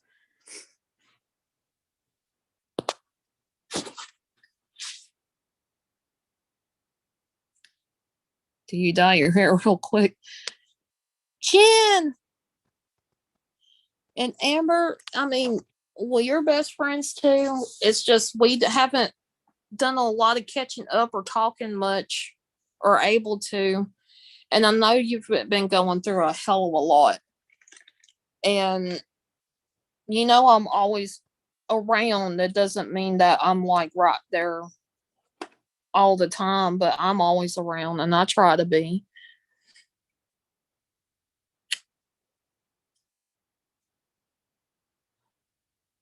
You do get me laughing. It is so good to see you, sis. I have missed you. And yet, I figured tonight was going to be a good night to go ahead and go live and explain about um what what's wrong with my eyes and some of the information that I found on my eyes.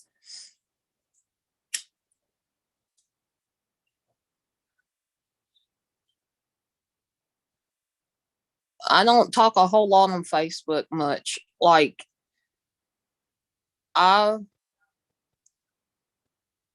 because Facebook for me it has a lot of um people that I used to go to school with that actually some of them had made fun of me because of my eyes that I particularly don't want to talk to and don't want to start another like argument. I tend to um I tend to try to stay away from Facebook. Political stuff that I don't agree with is always the forefront of Facebook online. So I don't really hang out over there too much.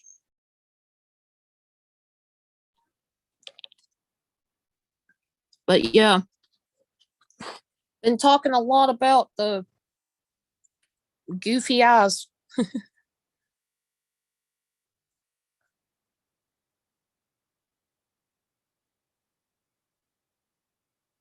That's cool, Josh.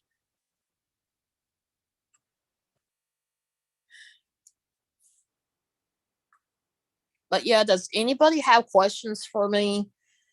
Um, it could be anything about that my eye condition. It can be anything about um stuff when I was growing up. It could be anything when it comes to my eye condition.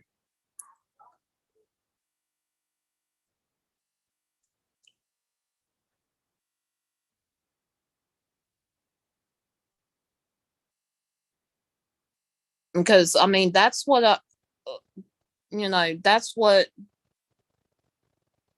want to encourage people to. And I know you guys are not going to do it in a rude way. There are some people that are like totally rude.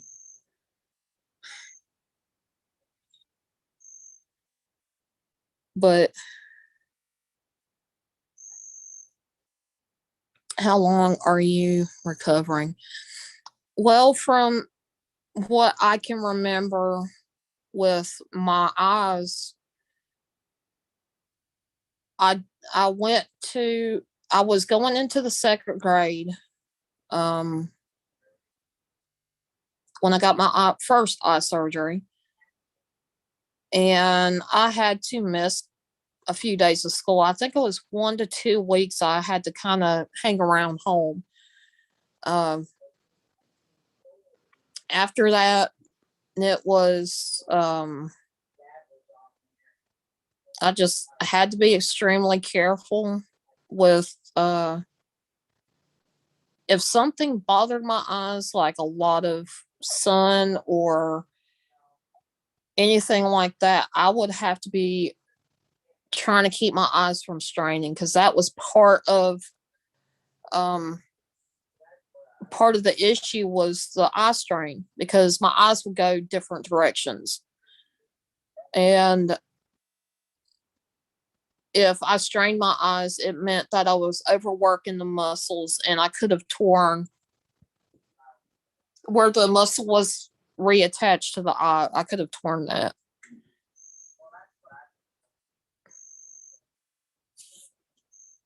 So basically, the that 1 to 2 weeks, enough for the eye to the eye and the muscle to heal together, and and the where if I did go to school and I'm done whatever, it wouldn't have hurt my eye.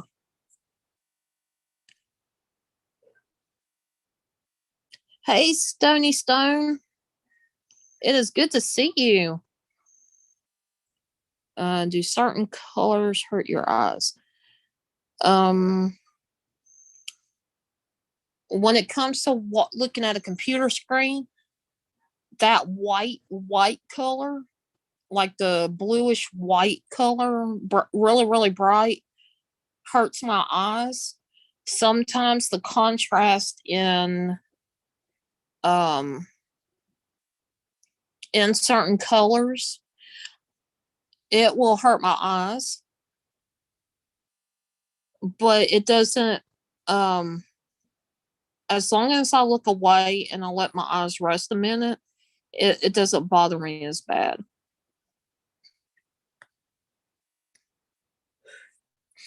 And it is great to see you, Stony Stone.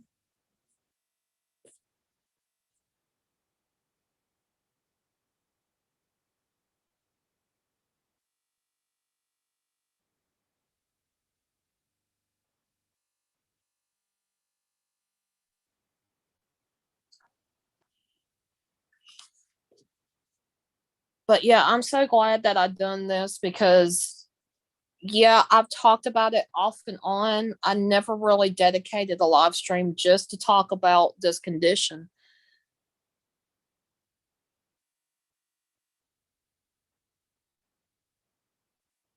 Oh no, Stony.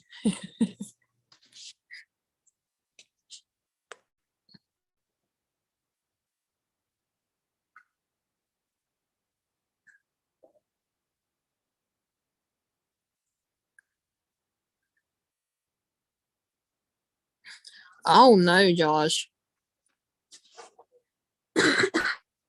But I will say it was really hard, as things are healing up. It itches like crazy. My eyes gave me the most fit when they were healing up, because they itched like crazy and I couldn't do nothing about it. And as a kid with these surgeries, it drove me up the wall. Like, there's been times I've cried because it's so bad, and you couldn't really do nothing about it. I could rub my eyes all day, but I got yelled at for even trying to rub my eyes, because the stitches were new. They were. You are welcome, Stony.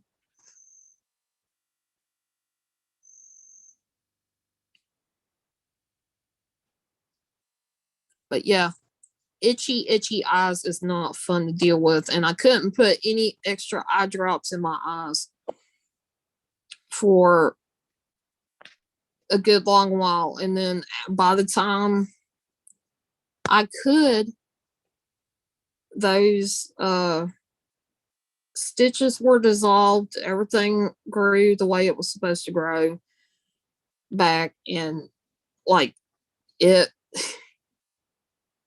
it stopped itching.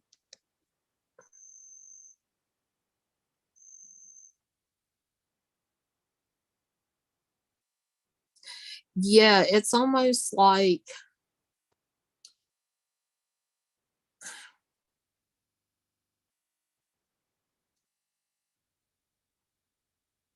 I don't know how to explain it.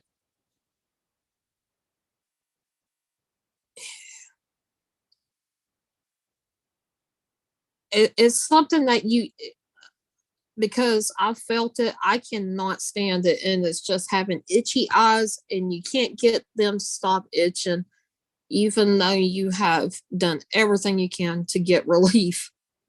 Um, very.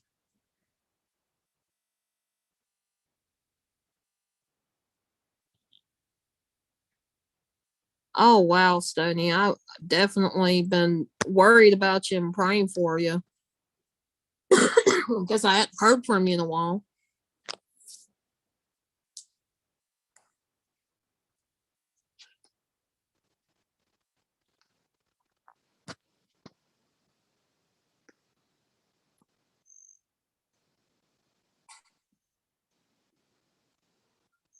Okay, Amber.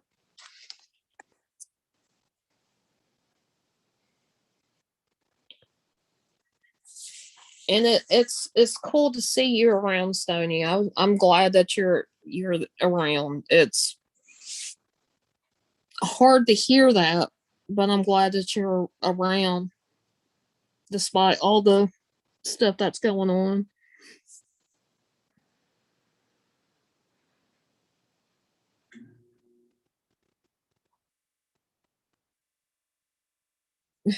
Joshua.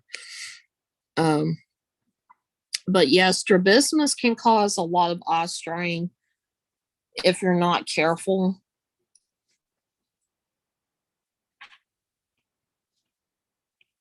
Oh wow, Stunning. Definitely praying for you and your family. And I hate to hear that.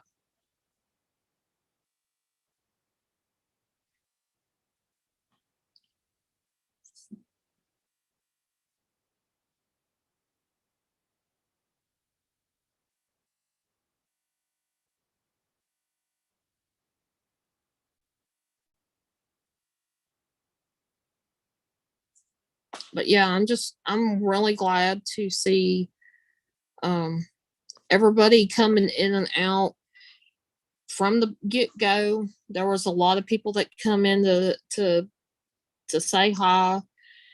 And yes, the name of the live stream you would think didn't really match what I was saying, but the reason why I say the more you know is to let people become aware of this condition, because it does affect um, up to about 13 million people in the United States. And really, not much has been said about it. Not many people see it as for what it is, and it's a medical thing. Hey, David, it's good to see you. And I know it's a medical condition. You can develop lazy eye, which can develop into blindness. Um, and once you have strabismus, there is no cure for it, meaning you basically have to adapt to the effects of it. With strabismus, you end up seeing through one eye at a time. Depending on how good your peripheral vision is, you could still see through the other eye.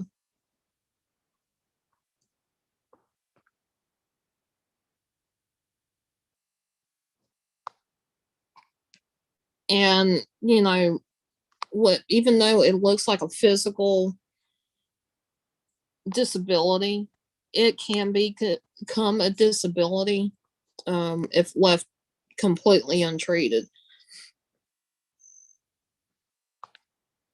We don't forget our people. Just take some fuss a bit, sister. Much love to you, Stony, and I'm just glad that you're okay, and definitely praying for you. Recovering, um, and I am really sorry for your loss.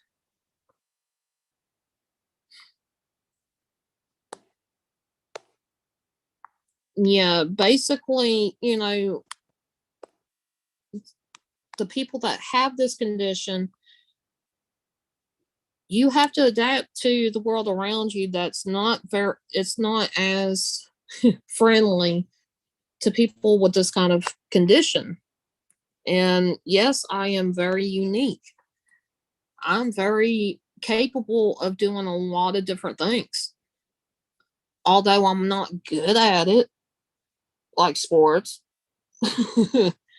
um, I can still live day to day life without having a whole lot of trouble.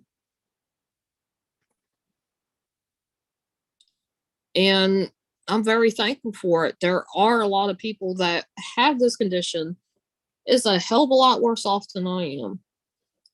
And I consider it a blessing how my family has been very supportive in trying to keep everything normal for me and to keep everything in perspective. Um, Even though I'm socially awkward, and yes, I'm very loud, I am one of those people that I want to be in conversations. Even growing up, I was like that. I was always the top to go check out what somebody's saying, talking, and try to interject.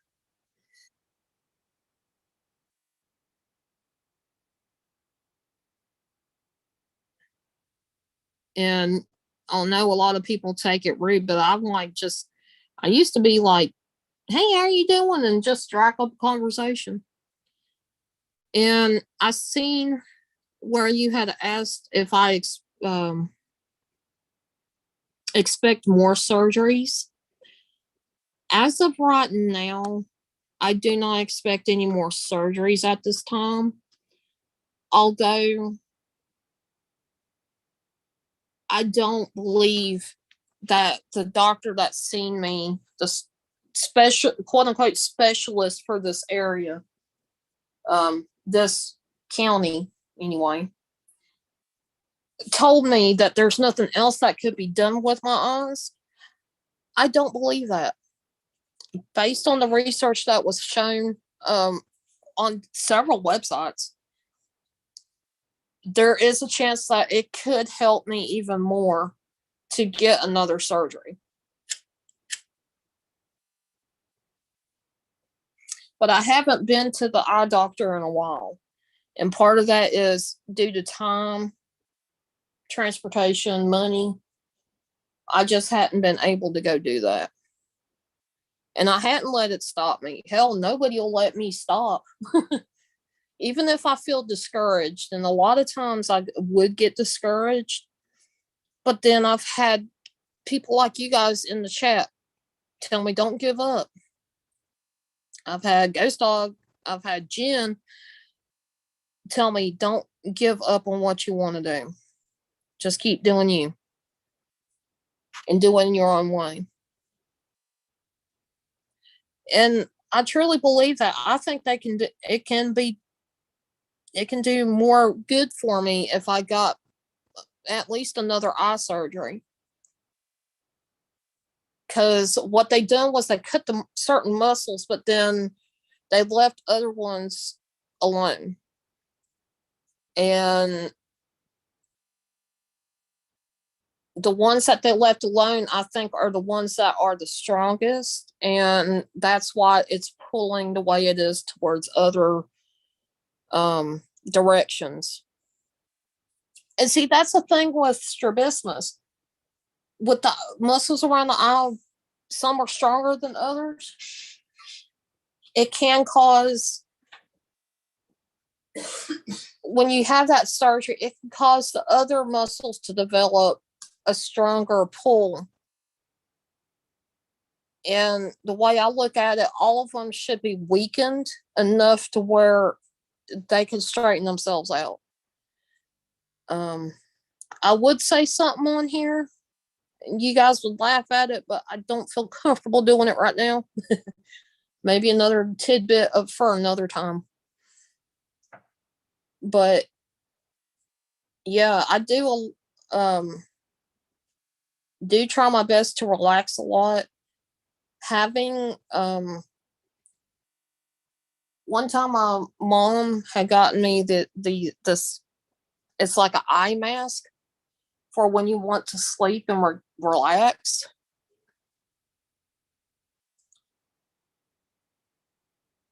And it would black everything out. That has helped me. Like if I'm, especially when my eyes start straining really bad, I use that eye mask and just do like a meditation, or I go take a nap or something.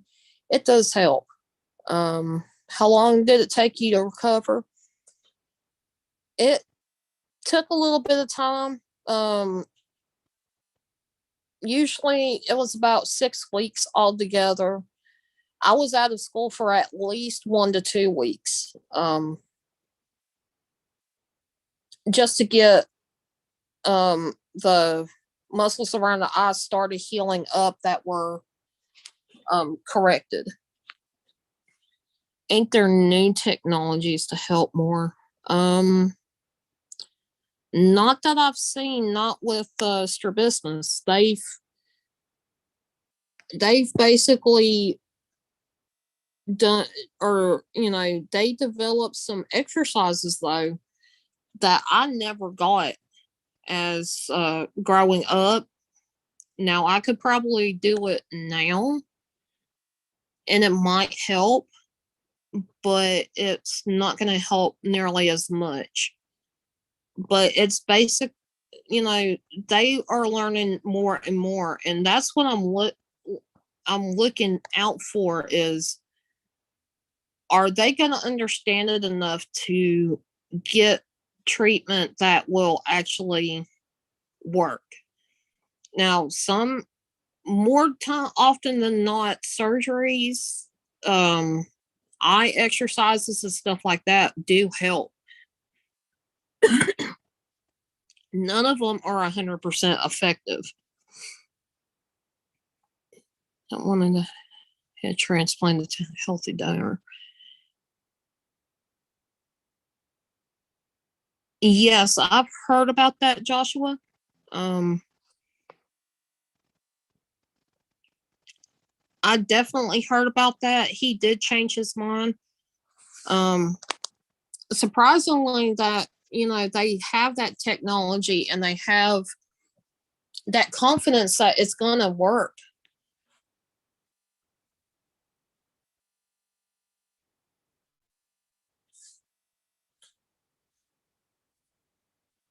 So, but for me personally, I wouldn't want to be a guinea pig. If it's gonna work, it's gonna work.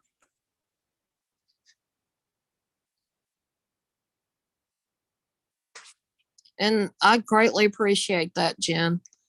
And I greatly appreciate everybody understanding the whole situation with, my eyesight. Like, people can consider it a disability. I've had to, I've even, when I was taking care of others that had disabilities, I was their caregiver. There was one time that they decided they were going to make fun of me. And even though I personally don't believe it's a disability for me, I still explained it as a disability. And they understood and they ended up apologizing for it. Ever since then, they stopped messing with me when it come to that. I'm all for joking around, but when it came down to it, I wanted them to understand that even I had a disability like they do. And they're like, and you're taking care of us. And I said, yeah. They said, how come you haven't let it stop you? I told them that if I allowed it to let to have me, if I allowed it to stop me from doing what I do, then there would be choices that I would regret not being able to make.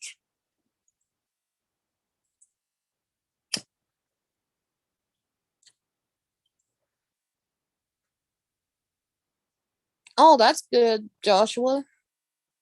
Ray, hello. It's good to see you. I'm understanding and overstanding this much, not standing. Wow. And a lot of people can relate. And I know that everybody's got something that's happened to them, whether it's been developed over time or if they were born with it. Everybody's got something that has been a part of them.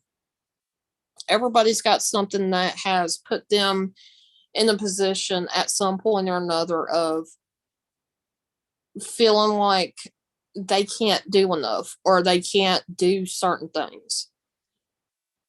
I just want to encourage people just that feel that way that you can't do something.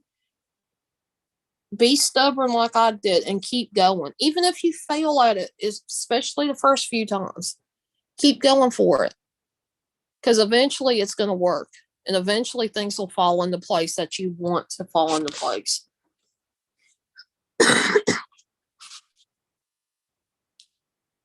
So that's a bit about me and my eye condition. If you guys notice, sometimes I do cock my head to the side a little bit when I do take pictures. That is just in a way, it's just an illusion because if I look to the side, here, let me show you. Let me see if I can show you. This is a picture that I've took that where my eye just decided to do its own thing. You guys have been seeing this one for a little bit. Let me see if I can find another picture you guys can see.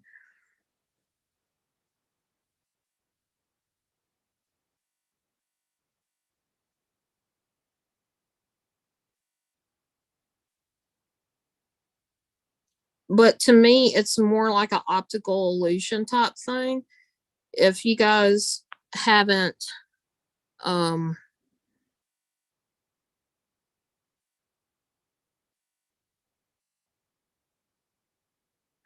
haven't heard the little story about like Abraham Lincoln,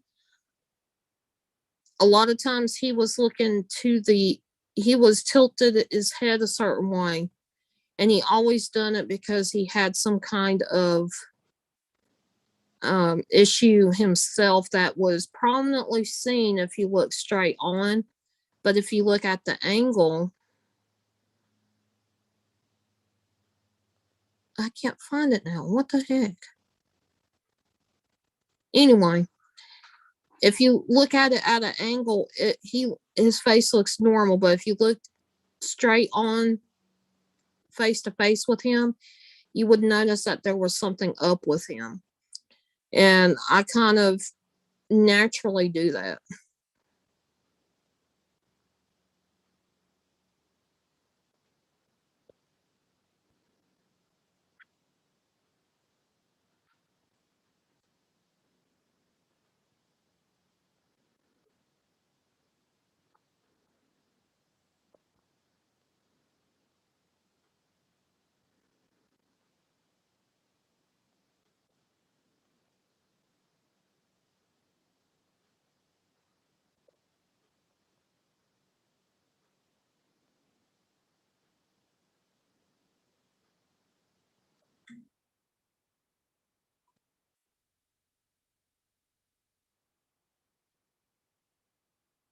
I, for the life of me, cannot find it.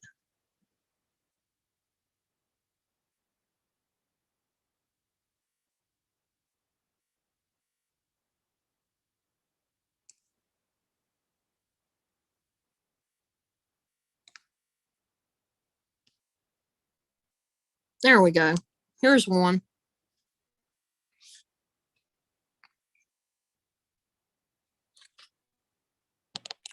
Notice on this one, I look to the side just a little bit, and it doesn't look completely straight, but it looks a lot better than what you see straight on this one.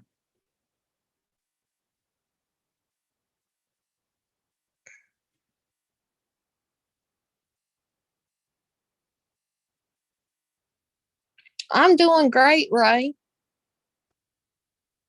No, I'm still here. um, but yes, that is a picture of me when I went for an interview in another state for a job, and wanted to look nice, but I decided to tilt my head at a different angle.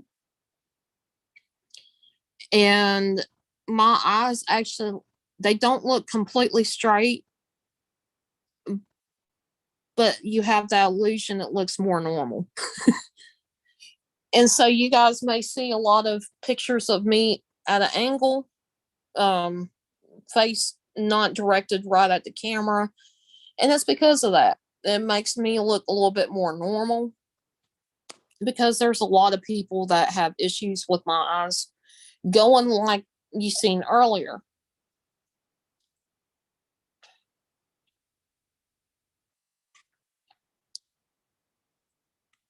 You're taking a YouTube survey, Amber. That's cool. But yeah, I mean, doing things like that seem to help me a little bit. Or I'm wearing sunglasses, or um I try different angles and I try different things. Um the one picture that I have that my eyes seem to be straight is where you're looking at me head on, or the camera facing head on, is when I have my headset on my ears and I'm trying to listen, then I'll look up and you see my eyes looking like up towards the camera. That's about the only time they look straight. Thank you, Joshua. But yeah, my hair is long, guys. And that's another thing. I have thick hair, and I keep it usually in a just a messy bun thing, and it ends up being so heavy that it causes me to get headaches.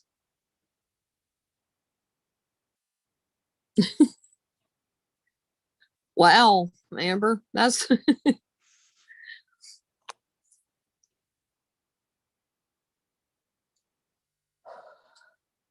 but again, this was not to call out to haters. It wasn't to open a can of worms. It was me wanted to let you guys know about my eye condition, because not many people do know about it. And people tend to fear what they don't understand. And if you understand something, you're more likely to be open. And that's one of the things that I wanted to share with you guys, and it is something that is it hits home for me. I've even read in um I've even read in my research that there is a number of children who have other special needs that have this same eye condition. And that hit me even more, that there are kids and people with special needs, they have the same condition. um they didn't say what specific special needs, and to me it doesn't matter if they have special needs or other conditions. There is that theory that it could cause, or it could be added to, this could be added to what they're dealing with.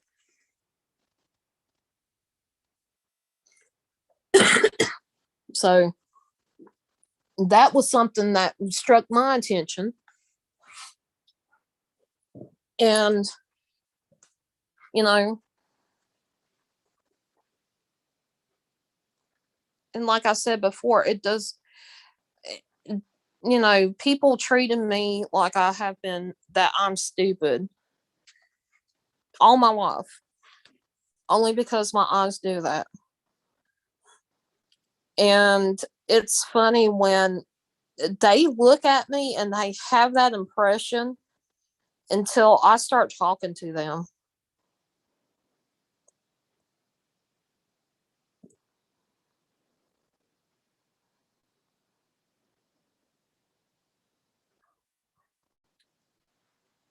So, anybody have any other questions for me?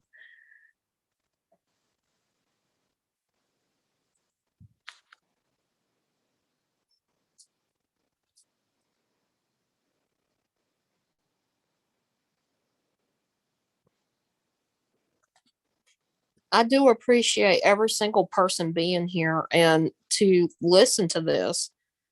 Um, I've always been the type, I don't, even though it's human nature to kind of get an instinctive first impression of people,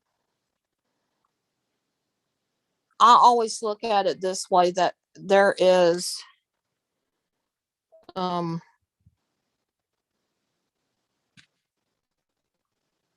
I always look at it this way. Sometimes first impressions can run amok,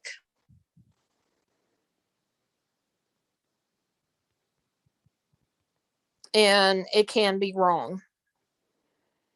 People don't realize that I have, some people think I'm not as smart as I am until I start opening my mouth and I start talking, and then it surprises them. Always happened that way. I've even had teachers that same way.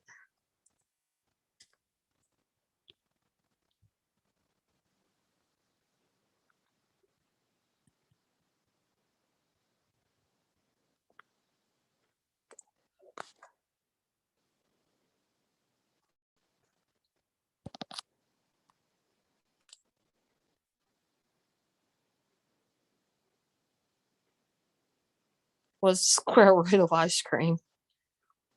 You are welcome, Florida. And Jen, I'm so glad that you're here. Yeah,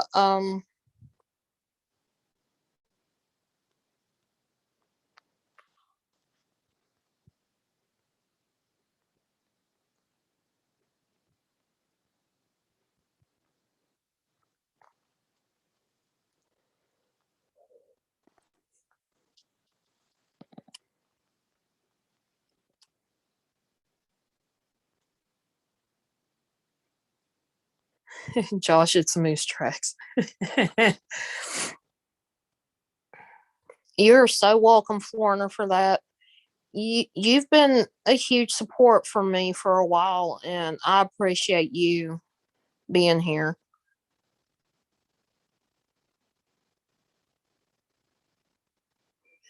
Yes, I have. I don't quite remember just one instance, but I've had teachers say things like, um,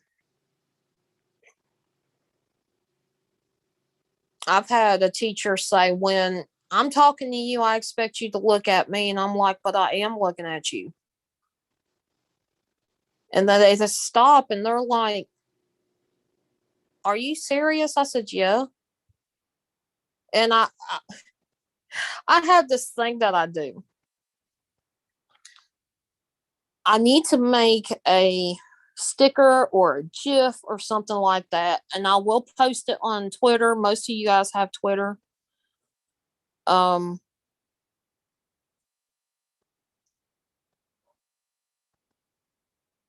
but I'm gonna make a little video and show you guys what I tend to do to people when they start saying I'm not looking at them. And that was one of the biggest things teachers would say, was they think I'm not looking at them, but I am. And I show them what I can do with my eyes. It scares them.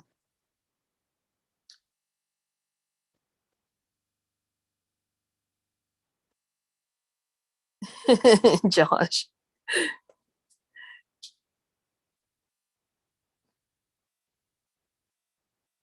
Peanut butter party.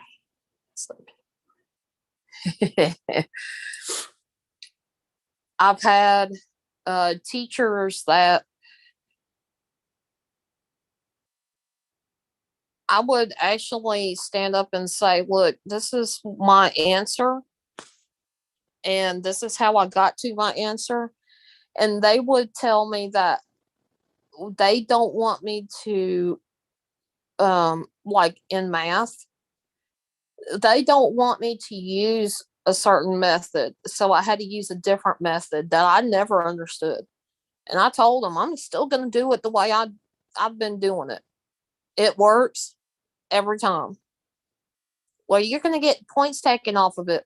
So, and I would argue with them, the teacher on that kind of thing. But I've always had a healthy respect for teachers. Now, when they started doing that was about my eyes and made it seem like I didn't have the capacity to understand certain things. And you can, I'm sure you have seen it in movies and stuff where some teachers would talk like a child that is in their class is slow, for lack of a better word. And they would do that to me and ask me a question, and I would give them a really big answer to it. And I would make sure to use words that they thought I didn't understand. And it sure as hell got their attention. Surprised them every time. And even when I was a senior in high school and we went to, I guess you could say we went in to do our final review before we were to graduate. We got a chance to look at uh, our school record, actually. I know we weren't supposed to, but we did anyway. And I got to go through all of my grades from kindergarten all the way up until senior year. Every couple of teachers would say this what she not only was she a pleasant student, she was a very big surprise, and I know she will go far. And I'm like,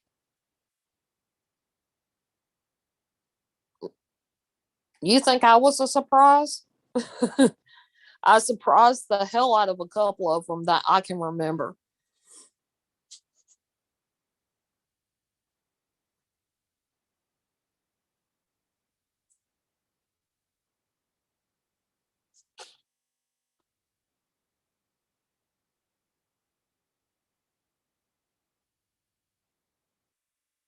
Oh wow, Josh.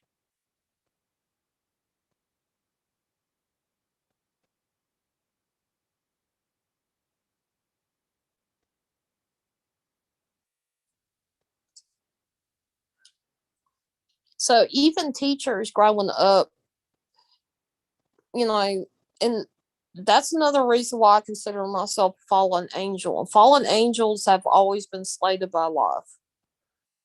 Um, whether it be situational or something like with me, born with something with a kind of, I guess, disability, but still they still believe in love and compassion, um, for humanity just in general. They believe in to see the good in others and not um look at the bad, and they always bend over backwards for family and friends. They do everything in their power to help others. And that's what one of the biggest things when I was trying to make a name for myself on Twitter. Um, that was the reason why I picked Fallen Angel.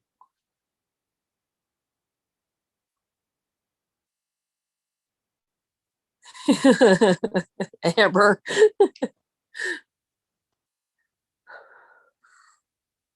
Um, yeah, it's because I've all just like everybody else, we've all struggled at some point, and a lot of my struggle initially started because of my eyes, but I've learned to adapt and work with it. And I think that's why I'm so patient. Even though I'm frustrated, that's why I'm so patient with when I do go live, when I do go do so when I go to aim to go like work on something and it doesn't want to work, but I've worked around with technology enough, there's always something that you can work with to make something work. Whether it be me just because I can't live stream games. That's one of the biggest things I've wanted to do was play games on a live stream and hang out with you guys. I can't do that.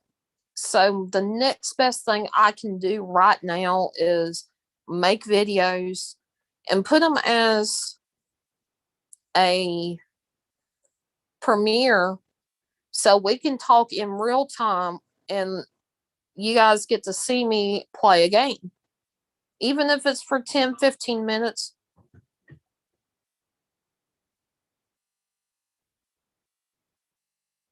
So,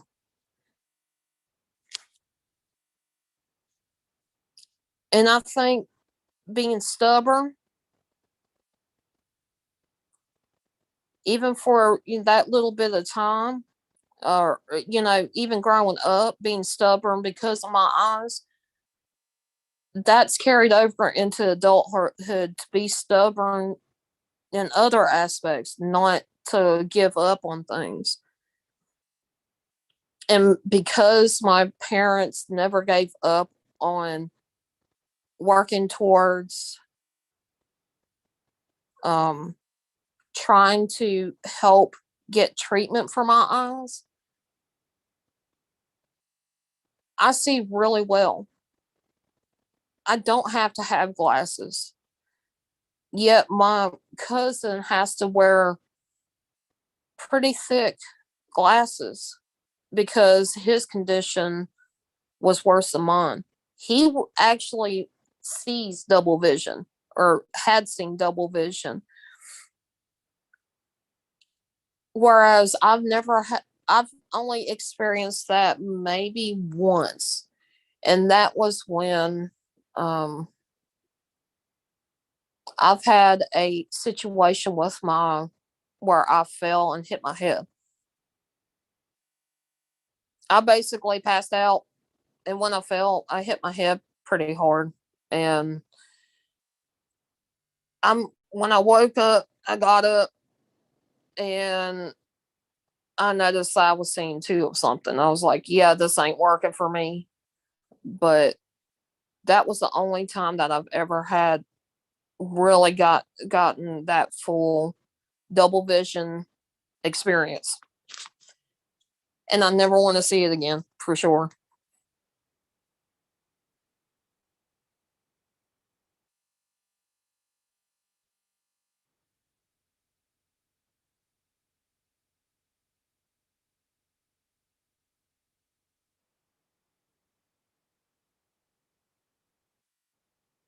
So I'm very blessed to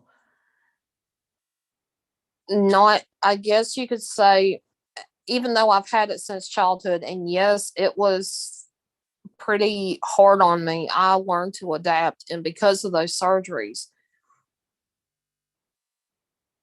my eyes didn't get any worse than they are. And they actually, it progressed to where I didn't even need to have glasses unless my eyes started straining. Then even then, my doctor has told me, the last time I was at the eye doctor, they told me to get the least, what did they say? Not the, they told me to get the least, the lowest strength reading glasses that I can get and use those, and it should help with the pain that I would get. But to me, it's almost like an everyday thing. My eyes are always in some way, shape, or form strained. I have I do take naps a lot. I do close my eyes. If I say I'm resting my eyes, I'm literally just resting my eyes. Because the muscles around my eyes do strain. And it gets to the point where it does keep me in the headache mode.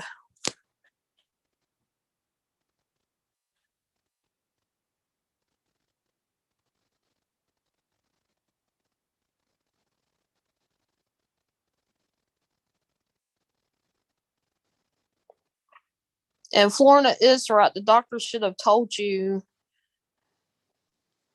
um before that.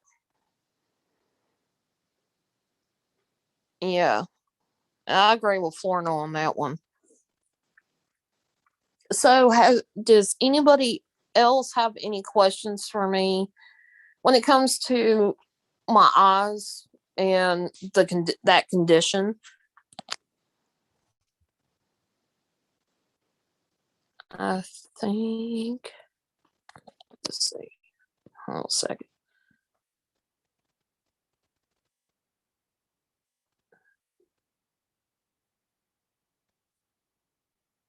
I could name off all the medical terms of each of the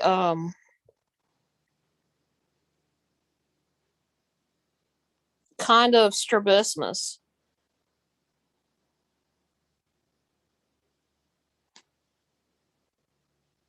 But I don't think you guys really want to get into that. And see, I'm also blessed that it happened. I was born with this, so I could adapt easier to this. And for people that are an adult, or they're a child and had an injury happen, or a medical condition caused it to happen, and they initially were able to see normal, and then the strabismus took a hold. It's hard when you get it later on.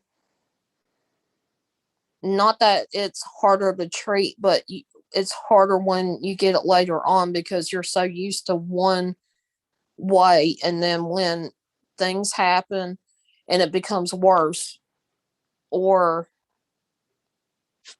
what have you, it's just hard to change what you're used to knowing.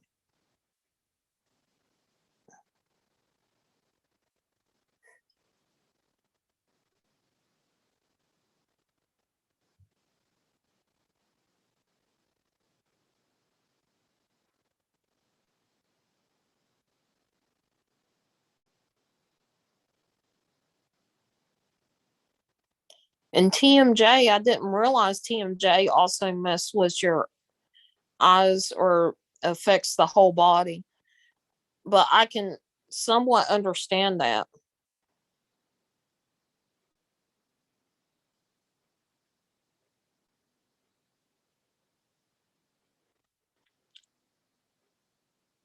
Why not make a vlog about it? I don't know.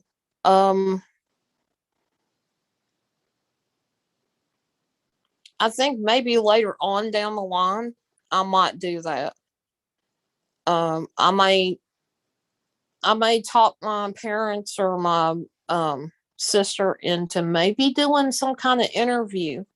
I would love to be able to do a video where I'm asking them questions because it didn't just affect me, it sort of affected them too.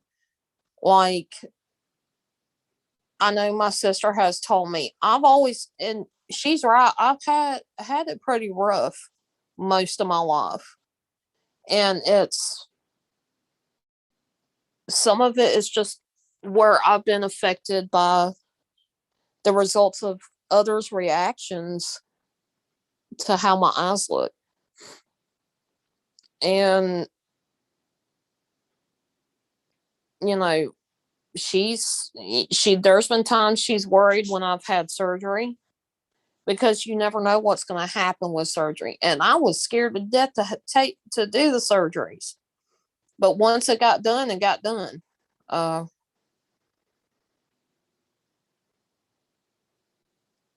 so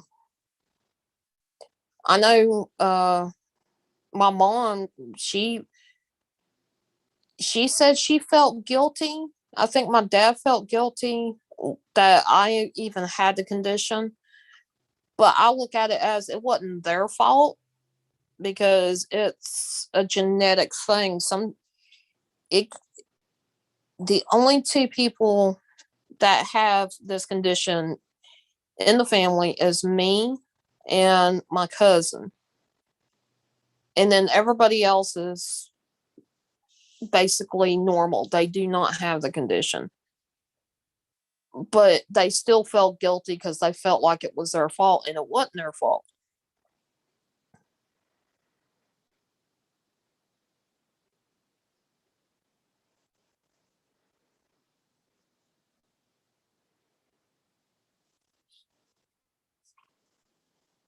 Oh wow, Florina. But yeah, I've thought about doing that, but I'm doing a vlog about it, but it may be later on down the road before I can do that.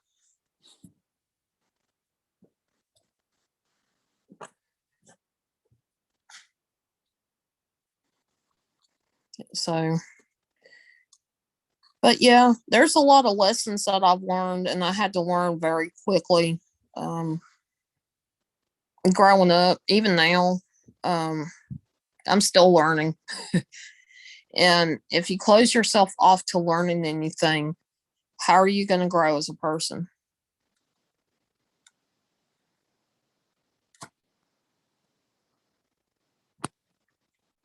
So,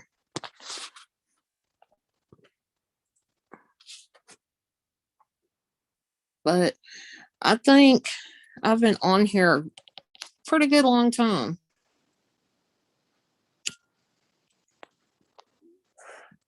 Wow, almost 3 hours. Good grief. Didn't realize talking this long.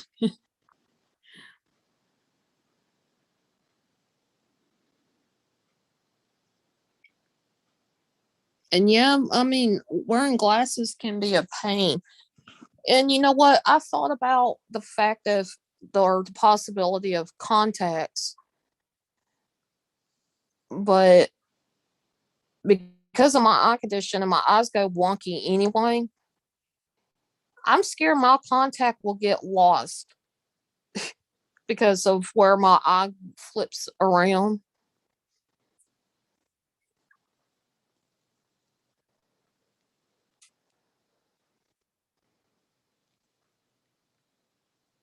And because of that, there is that chance that those contacts could slip behind the eye and cause issues. So I know some, I used to know a teacher that had the hard contact lens, and there was an accident, something happened, and the contact shattered, and pieces of her ended up getting right behind her eye.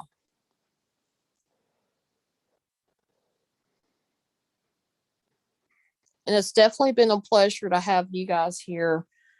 I greatly appreciate you guys and for all the questions.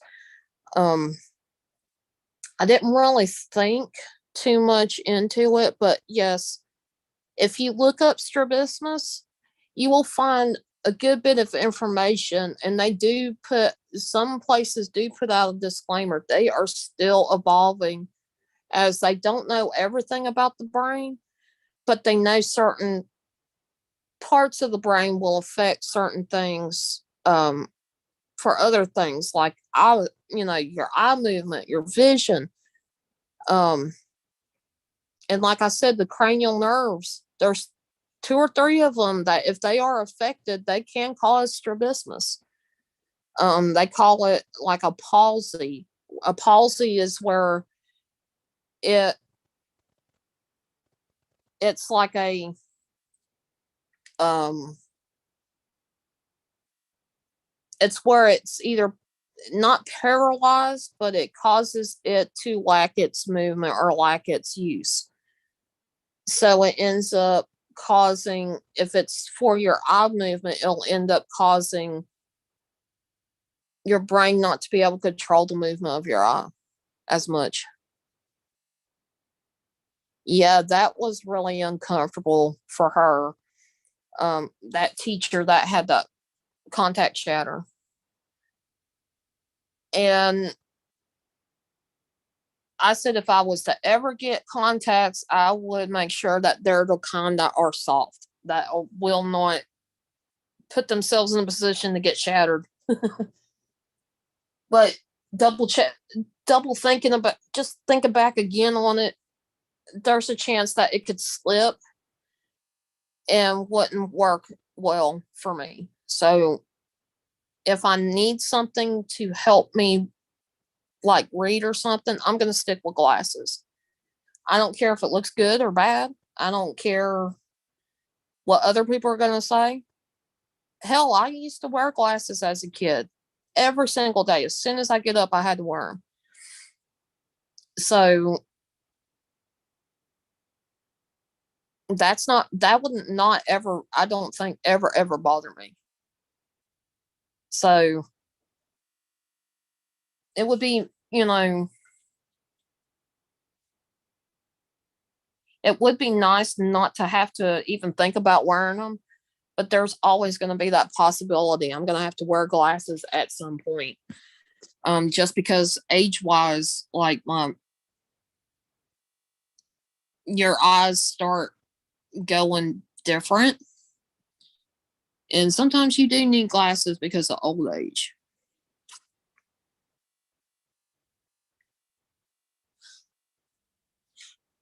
But yeah,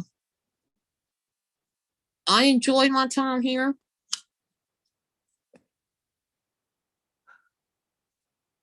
I enjoyed spending time and answering questions. And I appreciate all the support, and I understand where people come from. There's a lot of people that, I understand you don't care about it, the condition. But there are people that are more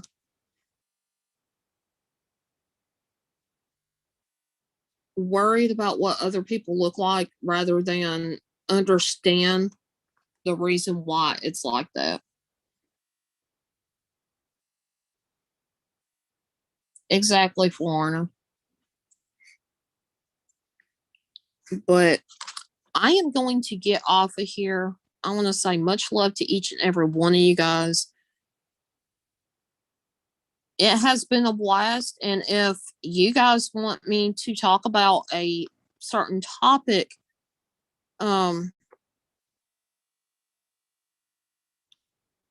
definitely you can give me suggestions. Just either email me or send a private message on like Twitter or something and let me know, and I will see what I can do.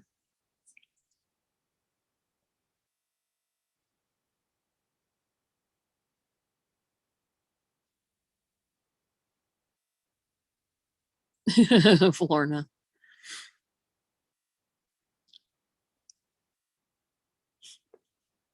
And you guys are awesome. I do appreciate you guys. And I appreciate that too. You guys, like, it takes, you know, it's not, to me, it's just another thing. It's just another part of me. But I learned to adapt to it. And I think to me, I see the beauty in that I could adapt pretty well with this eye condition. And yes, I may look awkward. I may look weird when I'm like in the middle of doing something, but it's because I use that to adapt to different things. And so if I'm going to look goofy, I'm going to look goofy. I don't care. But much love to each and every one of you guys. And I appreciate you, Amber, and Josh, and Florna, Jen, Stony, everybody that has come up in here. I appreciate you guys. I would love to be able to do more of these at some point, definitely. But much love to each and every one of you guys. Always remember, you never know what's out there until you spread your wings and fly.